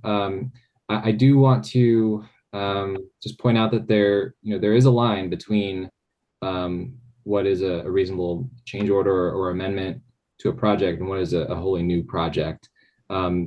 Because RVST is not governed by any specific hard limits, as Phil mentioned, by statute, it operates under what is referred to as the cardinal change doctrine, where it's a question of fact whether this change order is an extraordinary change in kind or in scope or intent from the original bid up project. And if this board is not comfortable with treating these as just additions that are of the same kind and just part of the same spirit of the original project, I think it would be worth treating it as such. But if, as Steve has described and as the staff report lays out, because all of these additions are in the same vein of the existing contract and within that same scope, essentially, even though they're extending things out a bit, I think it can be treated as a change order as it's laid out. But I think there's a policy question embedded in there for the board to consider for future changes. If it wants to treat them as separate projects, they would have to then comply with bidding requirements. Okay, thank you very much. Pam? Yes. Hold on, I got to take the thing off. Couple things. Thank you, Austin, for that clarification, because I was wondering if somebody could come in and say, wait a minute, 21% change order? They go, no. Would it make us eligible for a lawsuit at all if an outside contractor comes in and said, wait a minute, that job should have been bidded for a new job? That's my first question. And then I have a question for Phil. There's always a potential for a challenge to contracting decisions by the board. I would say that it is beneficial somewhat for contractors to not challenge this type of thing, since the contractors typically will run into a need for change orders, and they don't want to sort of disrupt or derail that process and being able to incorporate some like changes to an existing contract. But yeah, there's always a risk that someone could challenge it, and a significant increase or decrease in contract price could raise some flags in certain settings. So I can't say this is insulated from any legal challenge, but you would then go back to the factual question of, is this additional work extraordinary in terms of how it deviates from the original contract and its intent? Great, thank you. So Phil, you talked about this clear water you saw in various points on this pipe, correct? Yep. You went out there once? This was actually 2 or 3 times I observed the similar thing on both the 6 and the 8-inch pipe. Similar, qualitative information that I gathered. I didn't measure any flows or anything like that. Well, I just want to make damn sure that we have it quantitated, or you have assessed it with all your science to make sure. There's an echo, by the way. I don't know what it's from. It might be my laptop tends to do that, so I'll try and. I just want to make damn sure the water, what you saw in there, is what it is, and if there's more or less. I mean, what is the standard of practice on that? the standard practice, I guess, would be that we would address the I&I by replacing the pipe, try and replace leaky joints, repairs. Is that kind of what you No, mean? I'm sorry. No, like you, when you assess it, maybe Steve, you could help too. You go out and you make sure that that is the water that you really saw the first time, that it could be something else. Like you said, a pool draining. I never heard of someone getting a permit to drain a pool. So I just want to make sure the assessment is clear and correct. Sorry. Sure. Stickler. Oh, no. Yeah. So, I mean, I guess I was kind of, it was mentioned in jest that someone might have been draining a pool. We do require a permit to drain a pool. You're not allowed to drain a pool into your sewer lateral without a permit. I hadn't seen any permits for that come through, but it would also have been obvious that someone was draining a pool. Just, we could have seen the lateral hooked up in the pump or pool crew or something like that. But there's only, I believe, 3 houses connected to that length of pipe, and didn't see any evidence of that. So, and that's consistent with pretty much everything that's in Kent Woodlands. I wouldn't say all along that trunk on Woodland Road, you see more and more and more flow the further you come down to the points where we have replaced pipe. So being that intersection at Evergreen where the new trunk starts. So yeah, we're very, very confident that was I&I that we were witnessing. I don't believe there was really any other logical explanation for it. Okay, thanks. Yeah, and I don't think a lot of people are draining their pools at the beginning of summer, to be honest with you. Yeah, there was one other aspect of context here is that this was another project that came in under bid, or under engineer's estimate. And so it was bid at $4.3 million, and the engineer's estimate was $1 million more than that, $5.3 million. And so an overall cost of, in the staff report, $5.77 million. So this is within budget, even though we're talking about 600,000 here and 200,000 there. We're taking advantage of the budget that the board gave staff to do the 2021 project, and we're filling in, both on budget standpoint and in a sewer system framework. So I really want to point those factors out, that we're taking advantage of that favorable bid that we received and making the most of it within the budget that we were given. Thank you. Tom? Nothing. Paul? Michael? I'd simply add that, obviously we have the pipes where it goes from 6 to 10 and we want to put in 12, and that's a risk. And that's a risk that's just not worth leaving out there. I want to eliminate that risk, and I want Steve and Phil and crew to continue to find where we have a 10-inch going to a 6-inch, going to an 8-inch, going to another 10-inch where it should be a 10-inch all the way through, and other areas where we have risk. But more importantly, decreasing I&I is a money-saving investment for the future. The more I&I we can reduce, the lower our payments to CMSA. And as I always say, and therefore the higher our colleagues' payments to CMSA go. And so that just warms my heart. So I always feel that that's a good idea. And if we have no further questions for the board, do I have any other questions? Do I have any comments? Do I have any motions?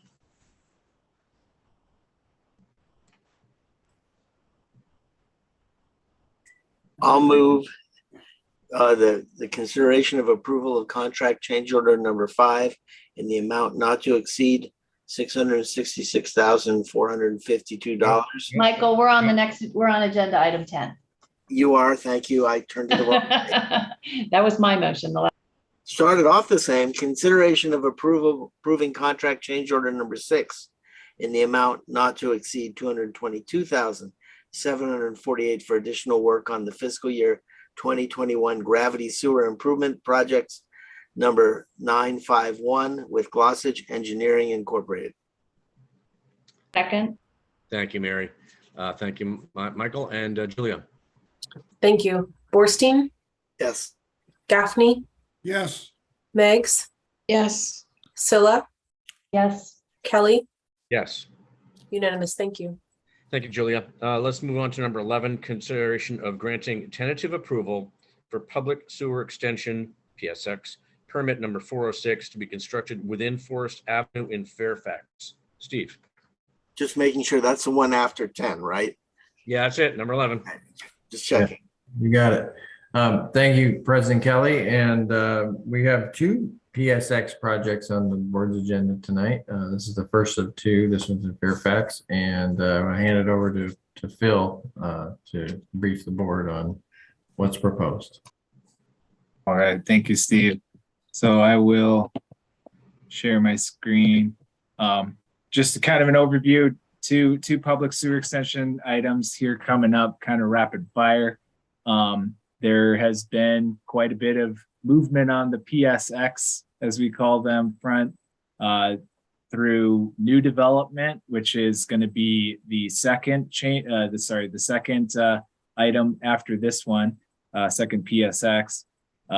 There are also two other new developments in the works, one in Larkspur, one in San Anselmo, that are multi-unit housing developments. So as we've discussed previously in the meeting, and I'm sure you're all aware of, new housing construction is a big mover right now, even in Marin.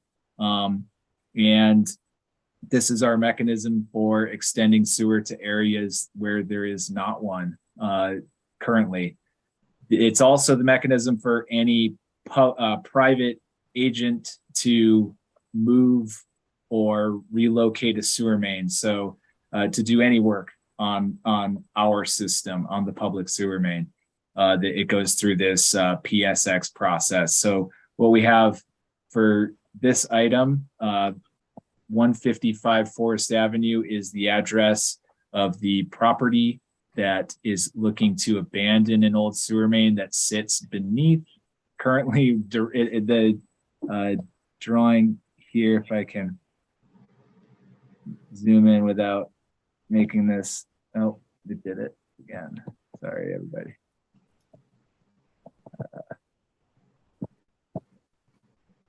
So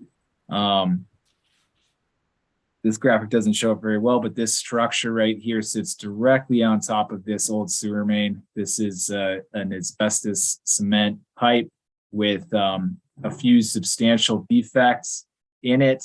The largest of which is a broken off rotting tool from previous line maintenance work. We don't use that type anymore, but there's a stuck piece of our equipment in it actually. And the property owner has proposed to abandon this line and reroute the sewer main down this public right of way, basically a paper street, which is fairly steep. This is up in the Fairfax Hills, coming down from Francis down to Forest Avenue. They're going to install a new manhole where it meets Forest Avenue, and this is going to be installed about 200 feet of 6-inch sewer. They are planning right now. The current plan is to directional drill this, which appears feasible through there, but it may become an open cut job. But that is the extent of work for this public sewer extension. And this is located pretty close to the San Anselmo boundary there at Fairfax, is that right? Yeah, I believe at the bottom of Forest is where the boundary is with the town of San Anselmo. so is this a remodel? They are also doing a remodel through here. So there are, I can't recall exactly if my mouse is. I cannot read these maps. The print is so tiny in our packet, I can't figure them out. And the printing is so small, I can't read. Sorry, my houses doing some crazy things. I'm Somebody got to proofread this.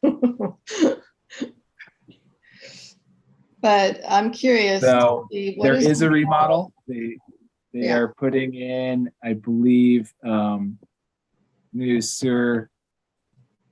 Sorry, I don't know why I'm not able to change my cursor right now. Something's going on. Grab it. Sorry about that. So there's an existing residence that the sewer main runs underneath. They're going to be putting in new laterals for these new units. For the existing units, they're going to be doing remodel work on both of these houses, is my understanding. They have a bunch of site improvements, improving the stairs and access to it. And I think they're required to do some parking and fire egress issues that they're addressing through this project. The town of Fairfax has approved the project from a planning standpoint. So that's why we've allowed them to move ahead with our piece of it. Okay, as so well. they're not new houses. They're No. remodels. Okay. Yes, these are two existing structures that are getting remodeled. So this is pretty steep from what I know up there, right? Yep. So with these pumps to how is it's going to flow? The Down. pump- So the gravity is definitely in play here. There won't be any need to pump. They're going to be able to flow down All to gravity. Forest Okay. Avenue. Yep, they currently flow by gravity. They have existing laterals drawn here. If you can see the kind of hatched. My God, how long are those laterals? Right. So This is also crazy. This is crazy. This is crazy. Go ahead. Sorry. yeah, no, that's It's the Fairfax way. Fairfax way. Yeah, those are going to be abandoned though. Those long laterals are actually going to be abandoned and shortened so that they reach the new PVC main that goes parallel to the property line there. Yeah, exactly. the new laterals are drawn in darker black right here. And then right here, note 8 calls those out. So, but to Director Meg's point, this really is a benefit. This is a better system, is to have the hillside lines, even though they're in easements, to be managed by the public agency. And to have laterals not so long if we can design it that way. Yeah, and they're paying for it all. So Yep. I'm done. Yes. What are they paying? Do you have an idea what this is costing? So this one is, oh, sorry, go ahead. It's in the Is there a- report. 65,000. Yeah, so they've provided a cost estimate, which can be used to determine some of the fees that are applied here. I need to get back to them on that piece of it. The property owner is a contractor, so I'm not sure exactly what how in line his unit costs are for doing the work. But 65,000. I believe it was, yeah, right. I have a question about when you put in these new systems, can you ask that they use, Steve, are there new rules about low flow toilets and all that because of the water problems? This is kind So of. that would be building That'd be department, okay. building codes, You're right. mandate You're right. main Never fixtures. mind. Yeah, that's right.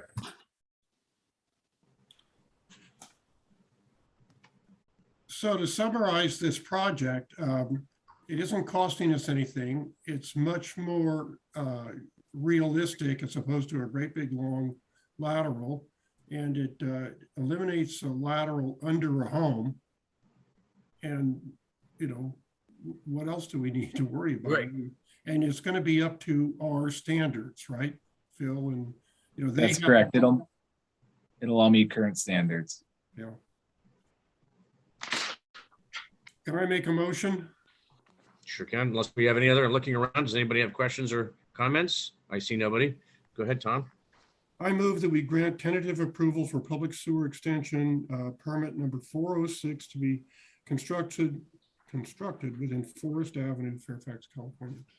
Second, Thank you very much. Julia, please. Sorry about that. Thank you. Borstein, yes. Gaffney, Yes. Meggs, Yes. Scylla, Yes. Kelly, Yes. unanimous. Thank you. Thank you very much. Okay, let's move on to a very similar item. Consideration of granting number 12. Consideration of granting a tentative approval for public sewer extension (PSX) permit number 407 to be constructed within Oak Road, Larkspur, California. And Steve? Good, yes, as Phil gave a preview, this one is similar but different, right? The last item was more of an infill type or adjustment of existing sewer mains. This particular PSX will extend the sewer system up into the hills in Larkspur. So Phil? Thank you, Steve. Yeah, so PSX 407 is off of Oak Road in Larkspur. This is in Baltimore Canyon, kind of off of Madrone, I believe is kind of the main thoroughfare through there. Looking at putting in, the project is currently planning 4 new private residences that are going to be sort of smattered up the hill coming up Oak Road here. The sewer main is going to be installed from an existing manhole running up a public right-of-way for a little bit. They will provide a private easement to RVSD for this short section of pipe through here that will have a fully recorded and documented easement for all of our access and maintenance needs. And it'll continue up Oak Road with, I believe it's 3 more manholes up to the top, but this will be serving initially 4 new units, which will all be additional customers, ratepayers, et cetera. So they'll be paying their new sewer connection fees in addition to the PSX and the capacity charges and then regular sewer rates throughout the life of the home. Okay. Thank you very much. Questions from the board? Mary? Nope, this is way up the hill in Larkspur, right? Just kind of checked it out. Yeah, they're paying the money again for $145,000. Okay. Michael? I think anytime we can update our infrastructure and somebody else pays for it, that's generally a good thing. Other people's money. Tom? No questions. Okay. Pam? Phil, is this open space? No, these are private properties. There's that little, can you see my cursor? Yeah. Sorry. That little square right there is, I believe, owned by MMWD. The swath through here is public right of way. This green area over here is currently open space, but I forget who owns that. I think it might be county. Where these are being constructed, where the sewer main is going to be constructed and where the additional units are being, these properties that are being developed, this is all private property that's all privately held, entitled. So and that's all in the application, right? Or is there no application yet? In the application, I don't believe they list the parcel numbers, and I went through and checked that these were all privately titled parcels that we're serving.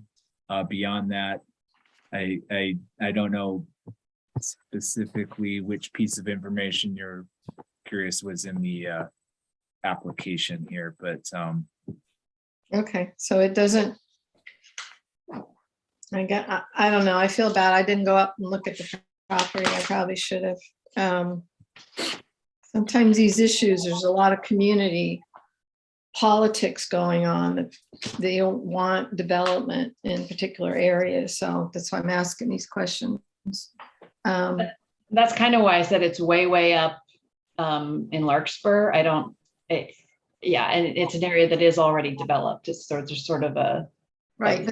throughway of development. So I don't think it's controversial, but I don't know. Yeah, but we are fighting and struggling over RENA numbers. And I bet you these properties are not going to have ADUs, and they're not going to have anything to support except for 8 houses or 4 houses? 4 houses. There's And none of 4 them, initially planned. nothing's affordable.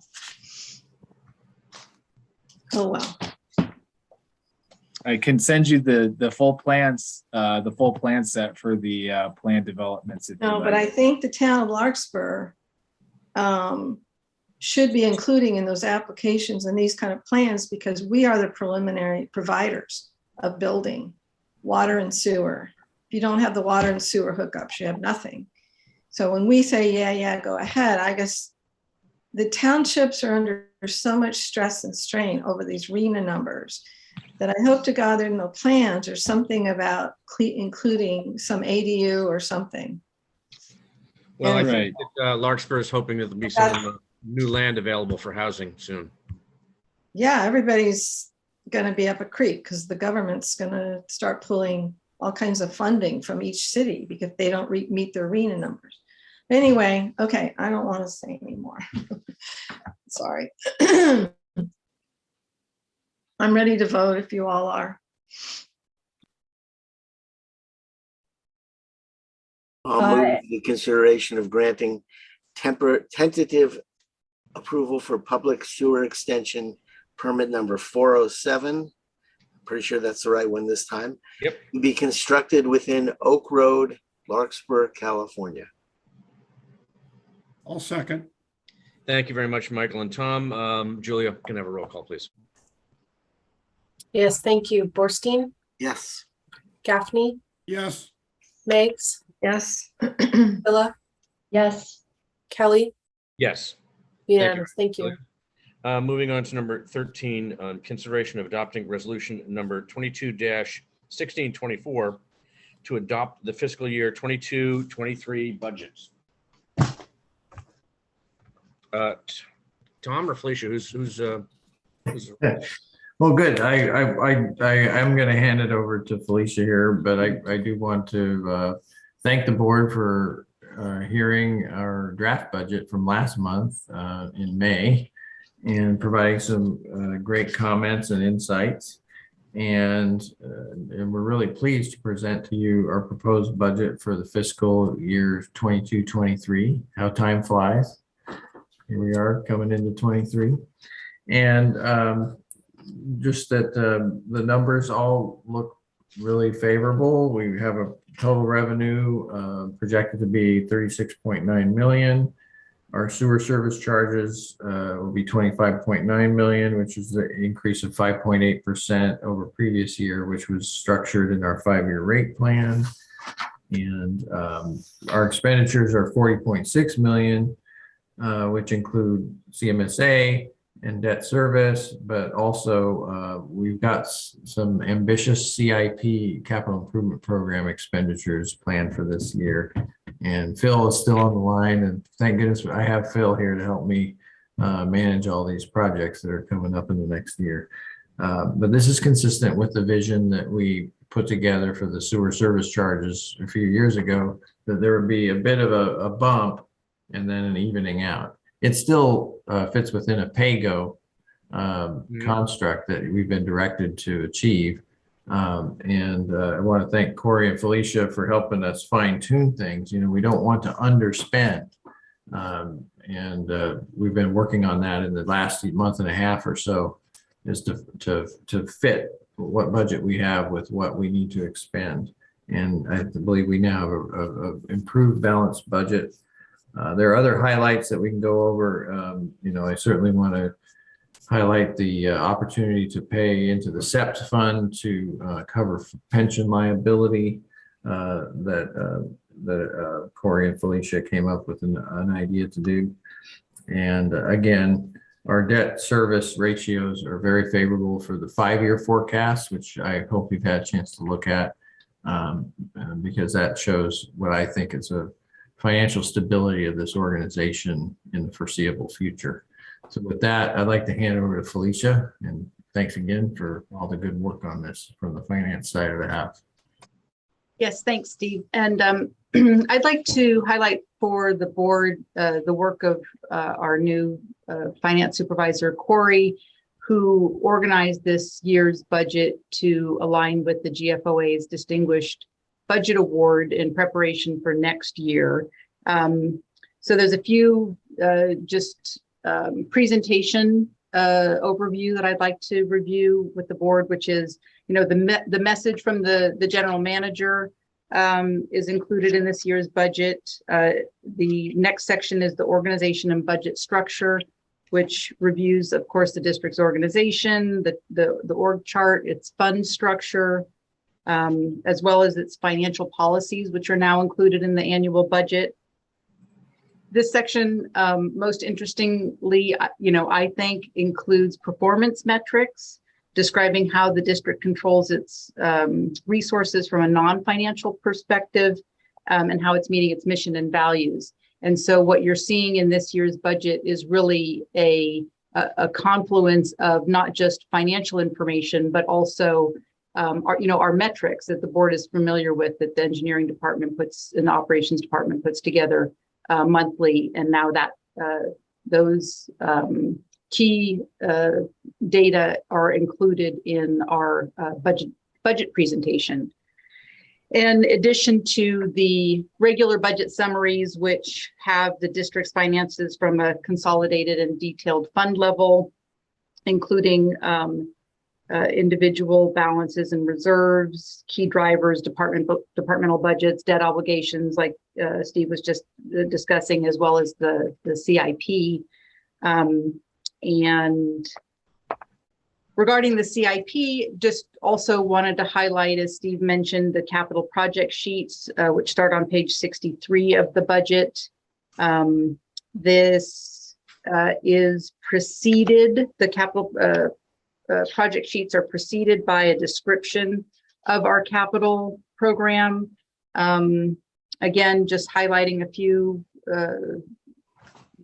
points of interest, some investment proposed in fixed assets equipment for the operations department, a larger VACON, what we call a combo truck, which is a vacuum and a jetter truck. We have a very large one that we actually have several very large ones that we use.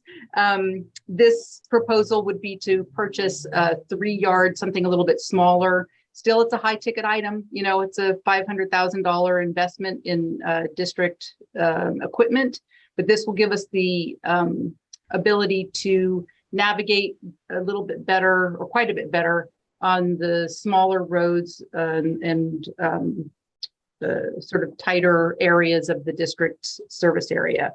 And then the other item that's quite significant in that same category, again, I'm looking at page 58 of the budget, or your board packet number 178. In the second paragraph, there's another large budget item under fixed asset and equipment, which is $275,000 to retrofit an existing rodder. A mechanical rodder truck is used to disengage, more difficult obstructions in the district's pipelines. It's a 2001 rodder that we have had in operation that needs a new chassis. And I don't know about you guys, but $265,000 to replace the rodder's new chassis seems like a lot, but apparently it's quite a bargain compared to buying a brand new rodder. And that was recommended by our new O&M manager, Paul. So we want to thank him also for his contributions to this year's budget, really helping the district's operations leadership shape and structure how we want to best use the district resources moving into the future of the district's services.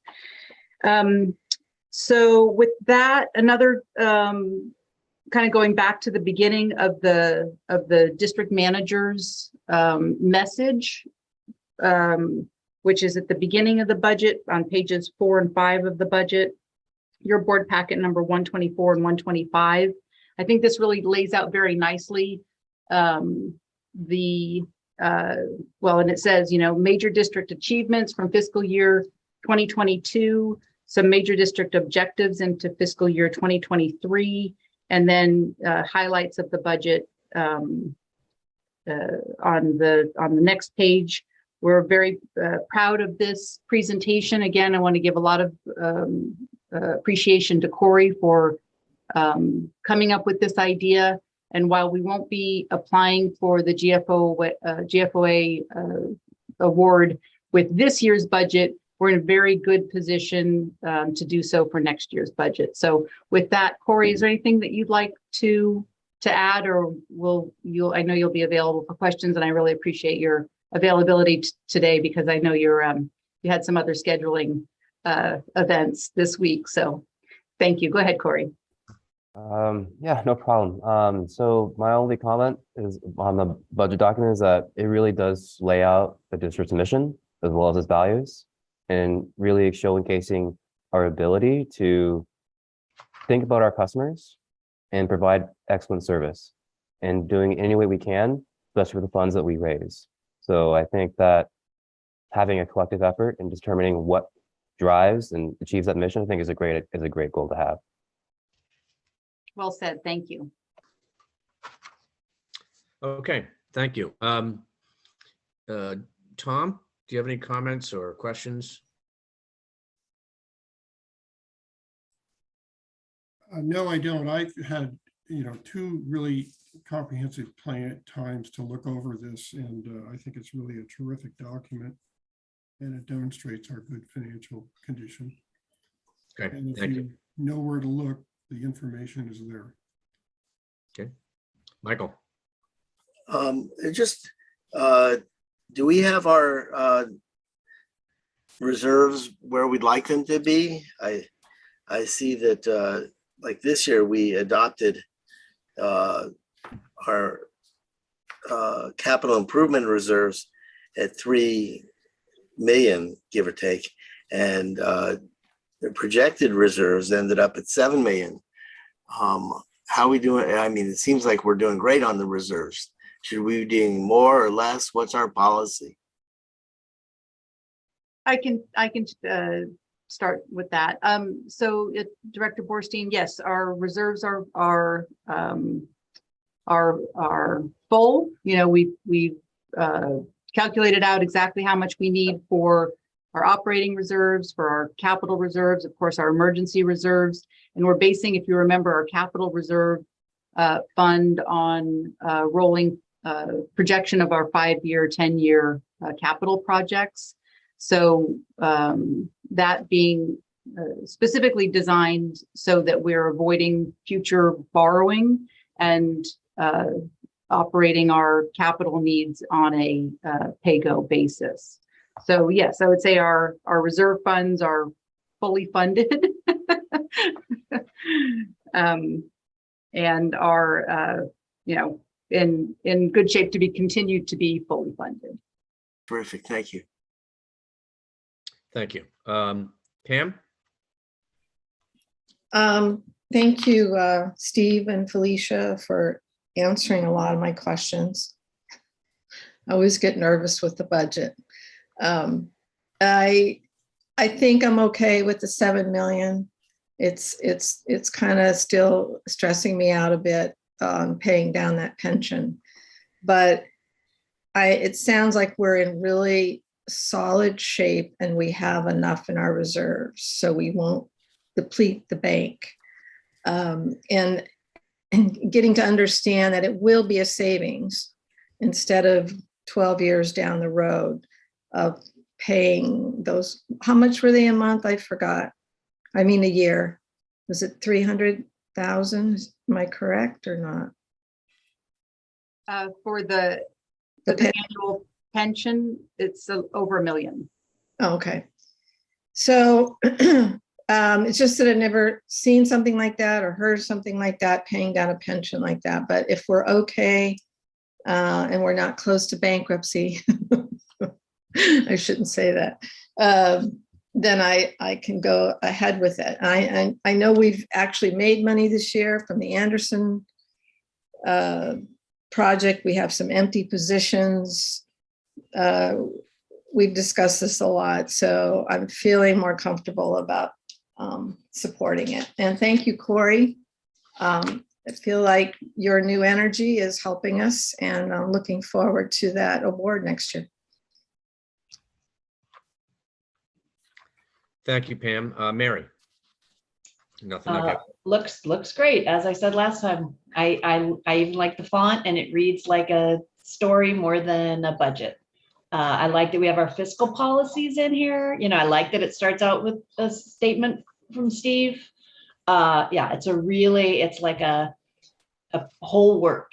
You know, all the information about the projects that we're going to do this coming year, such that Steve could even refer us to them, you know, during this meeting. So yeah, it's very comprehensive, beautiful, and thanks for all your work to make it that way.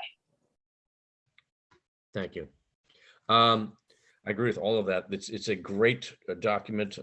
Obviously, we've looked at it at finance for the last two meetings. We looked at it at the last meeting, board meeting as well. So I'm very comfortable with it. It's well written, Corey. It's just a beautiful document. It really, Felicia and you have really put together something great, along with, of course, our general manager. With no other comments or questions, do I?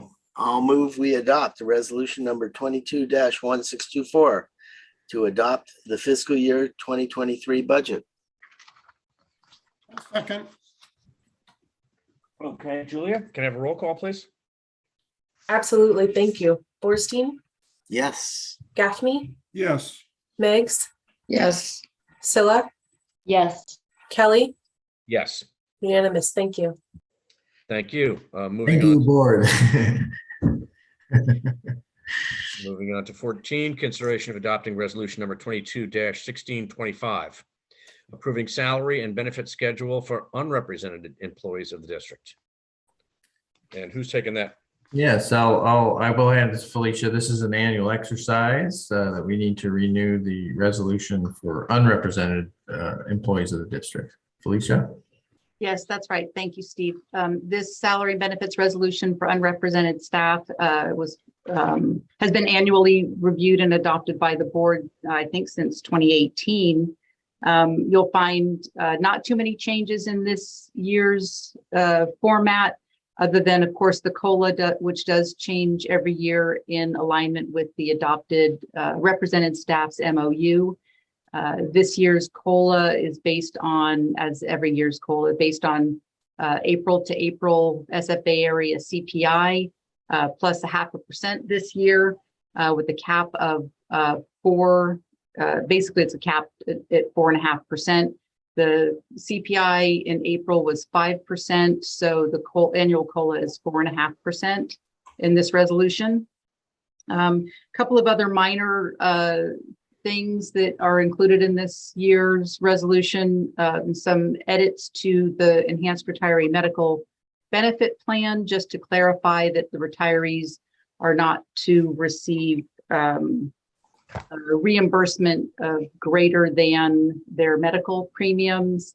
And the second item is regarding vacation accrual, the schedule of vacation accrual. So the district found in some recent recruitment processes, as we were entertaining hiring from other agencies, that our top candidates were, one of the things that they were concerned about leaving their prior employment was that they would be losing their vacation accruals. And so this is being presented to the board as a way of securing our strong recruitment ability for future hires, in so much as that we can say, you know, come work for us and you will be on this, you know, the same vacation accrual that you were receiving at your prior agency. So it would be based on years of public service with CalPERS,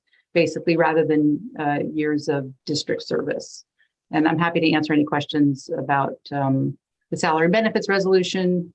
But again, this is a annual event that we do in conjunction with the budget adoption. Thank you. Felicia, I should know the answer to this question, but I don't. Was there a human resources meeting on this? No, we didn't actually hold a human resources committee meeting on this. It's more of a financial exercise. Okay. All right. All right. Comments, questions, Mary? I just want to be sure I understood what you just said about the vacation. So if someone comes to work for us who's been working for a CalPERS organization before, they stay at the same accrual rate of vacation, not that they're like bringing their vacation allocation. Okay, Yes. great. Seeing lots of people. Very important clarification. Thank you for asking. Yeah. Thank you, Mary. Can I ask a quick question on that? So it has to be within CalPERS, right? Felicia? Yes, it's with equivalent to CalPERS service. Yes. So in So, other words, if we had hired from a private, somebody who was coming from a private agency, it would not apply. okay, so it wouldn't matter on their status, like they got fired or, I don't know, this is kind of wild in a way. I haven't actually, I can't think of anybody that I've hired that was previously fired, but I mean, are other agencies doing this? no, it's novel. This is a novel recruitment tool. I don't know. Yeah, I know I'm that recommending. I think some other unions might do that, like teachers maybe, but I don't know of anybody else that does that. Once you leave and you get paid out. Yeah, or You- maybe you I get- could, maybe I That's could- why I Paid asked out. if You they're- don't- No. They're not bringing their accrual. They're just getting the same rate once they get here. That's precisely why I asked that So question. to be clear, you know, if we hire someone who has 10 years experience at a neighboring agency, they're accruing at that point, you know, on the order of for 20 working days or 4 weeks of vacation a year, right? And so if with the current resolution, if they get hired here, they're back to accruing 2 weeks of vacation per year from day one. So we want to be able to offer them the ability to continue to accrue 4 weeks of vacation per year, recognizing they have 10 years of service, and you know they don't have to give up that accrual rate by joining us. They But can, it's more of a status rate, right? it's they're not coming in Yeah. loaded with vacation. They're Yeah. coming in so that for that first year of Right. work here, they will have accrued 4 weeks vacation because that's what they were accruing at the other agency they came from. Wow, that's pretty amazing. 'Cause But I know nurses can't do that. They cannot jump hospital to hospital. They lose it all. That's why there's a lot of fighting going on within the Nurses Association. Okay, thank you. Yeah. Well, I don't think that it's clear yet to Pamela. Lots of agencies do this. They're not giving them the money for the vacation. No, They're- I know. Okay, but. Yeah, but it's the a point is seniority. Lots of agencies do this. Is that correct? I didn't know that. I've never Let me ask heard you- of No. it. No, No. We just said it's You novel. you said it's novel. yeah, this is a novel idea. This is Yeah. the new recruitment tool that we're suggesting to the board to be able to recruit senior level staff from other agencies. I understand that. Yeah. You're telling me that most agencies, when a public, under an employee under CalPERS switches public agencies, they go back to 2 week accrual? That's right. Yeah. Okay. Regrettably, in many Because- cases. That means though, if you had this all over, you could hop, skip and jump to all these different agencies because And that is a big deal to keep your seniority date. yeah, I would say that in private industry, it's routine. You wouldn't. Yeah, well, somebody that's, wait a minute. they do whatever they want. Pamela, shh, quiet. All If right. somebody has accruing, 15 years, they're not going to go back to 2 weeks vacation. That's not normal. I think that's a very good point, Tom. You didn't hear it? I said, I think it's a very good point. Yeah. And you can negotiate those kinds of things within private entities. I think I'm going to start writing a novel tonight called Accrual. The novel. That's a novel idea, you see. The novel idea. In a cruel. Sorry, thank you. Okay. Well, Felicia, I hope this goes down in history. As a good thing. I think it will. I have confidence in it. I'll tell all my nurse friends, they'll be mad. Oh, well. Don't want to go into sanitary work. Really? Are you entertaining a motion, Doug? Yes, I am. Thank you, Marin. Okay. I move we adopt resolution 22-1625 approving salary and benefit schedule for unrepresented employees of the district. Second. Thank you very much. Julia? Thank you. Orstein, Yes. Gaffney, Yes. Meigs, Yes. Scylla, Yes. Kelly, Yes. unanimous. Thank you. Thank you very much. Let's move on to informational items, the monthly operational and maintenance metrics report, and hear about the SSOs we had this month. Yeah, very good. Yeah, well, I will give you a couple of highlights and then hand it over to Paul to give any stories from the cruise. Yes, we had no SSOs in the month of May, which was welcome. And we also, on board packet 269, page 7 of 18, we're coming down on our percent of influent to CMSA to the 45%. So it seems like with groundwater tables lowering with this drought condition, we're seeing the percentage of CMSA influent coming down, which is interesting. So and then we're still not back to pre rain levels as far as overall flow, which is interesting as well, right? That big amount of rain that we got in October through December last year has kept water tables up at a certain level, so that we haven't gotten down to that 100. I'm sorry, the 100 level of We're at 15. a million gallons per month. That's it. I get confused with the million gallons per day or month. So 115 million gallons per month. We're still not quite low. So we'll keep watching that. But regardless, we're seeing those favorable metrics, in terms of not being at 50% of the overall flow, but well below that. And with that, any highlights, Paul, you want to give to the board about operations going on this last month? It's a pretty busy month. Yeah, it has been busy. Thank you for everybody's time. I know we've gone through a lot tonight. Just a couple things I wanted to point out. We are working with some interagency work. We worked with Vallejo Sanitary District this last month. They reached out regarding point repair, patch repair, and some of their staffs were unfamiliar. So we actually coordinated a hands-on in the field training with Vallejo Sanitary to try to share some of our knowledge and our methods on how we're doing some of our patch repair work, which was really nice. Got to do some hands-on stuff with other entities.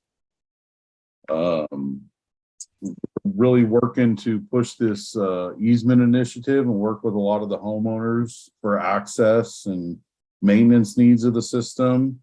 We worked recently with the homeowner at the 129 Crown Road in Kent Woodlands, and through the easement initiative packet and some good conversation, we were able to work with the homeowner to come to a consensus on a gate location for our entry for maintenance to that hard to access line.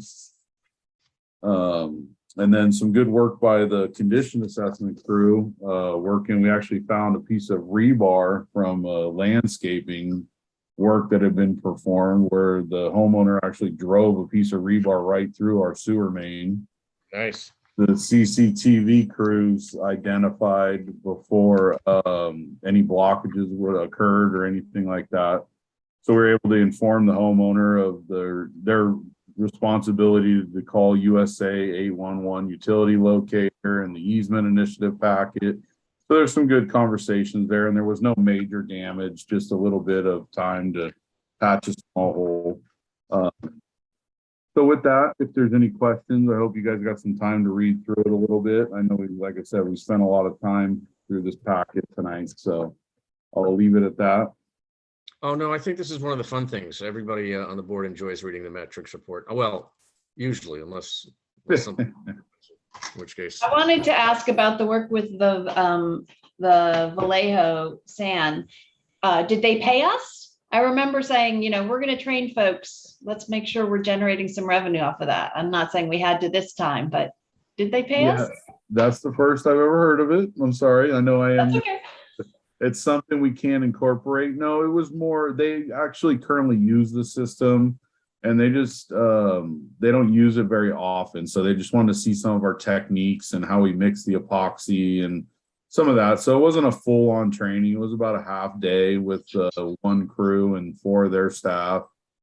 And we did it on a location, you know, out of traffic. So there was no traffic control and it made the timing a lot less burdensome on us. Yeah, they traveled, you know, out to our district and we were doing our regular work. So they were just Right. Okay. But if we traveled out there to help them, that would be another Yeah, thing. definitely. Put that in the back of your mind. If we're adding value to somebody else, maybe we set up a little, you know, Yeah, way to well, get a little that's something cash. currently we're working with now with like town of Larkspur, and we've done it with the town of Corte Madera where we worked and helped them assess some of their infrastructure. And yeah, we were, you know, recouped on all our costs for labor and everything like that.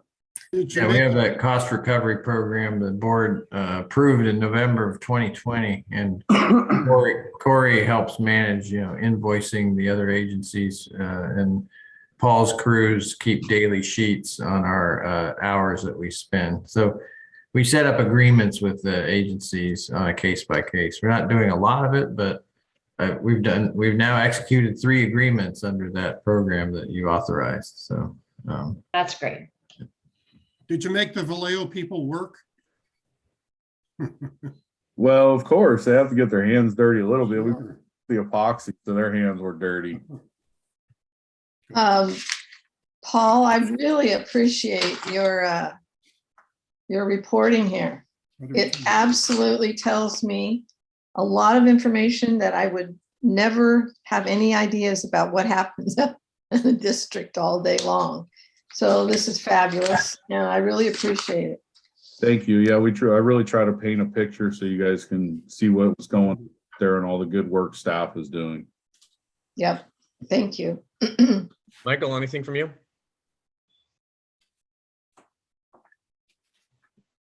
Michael?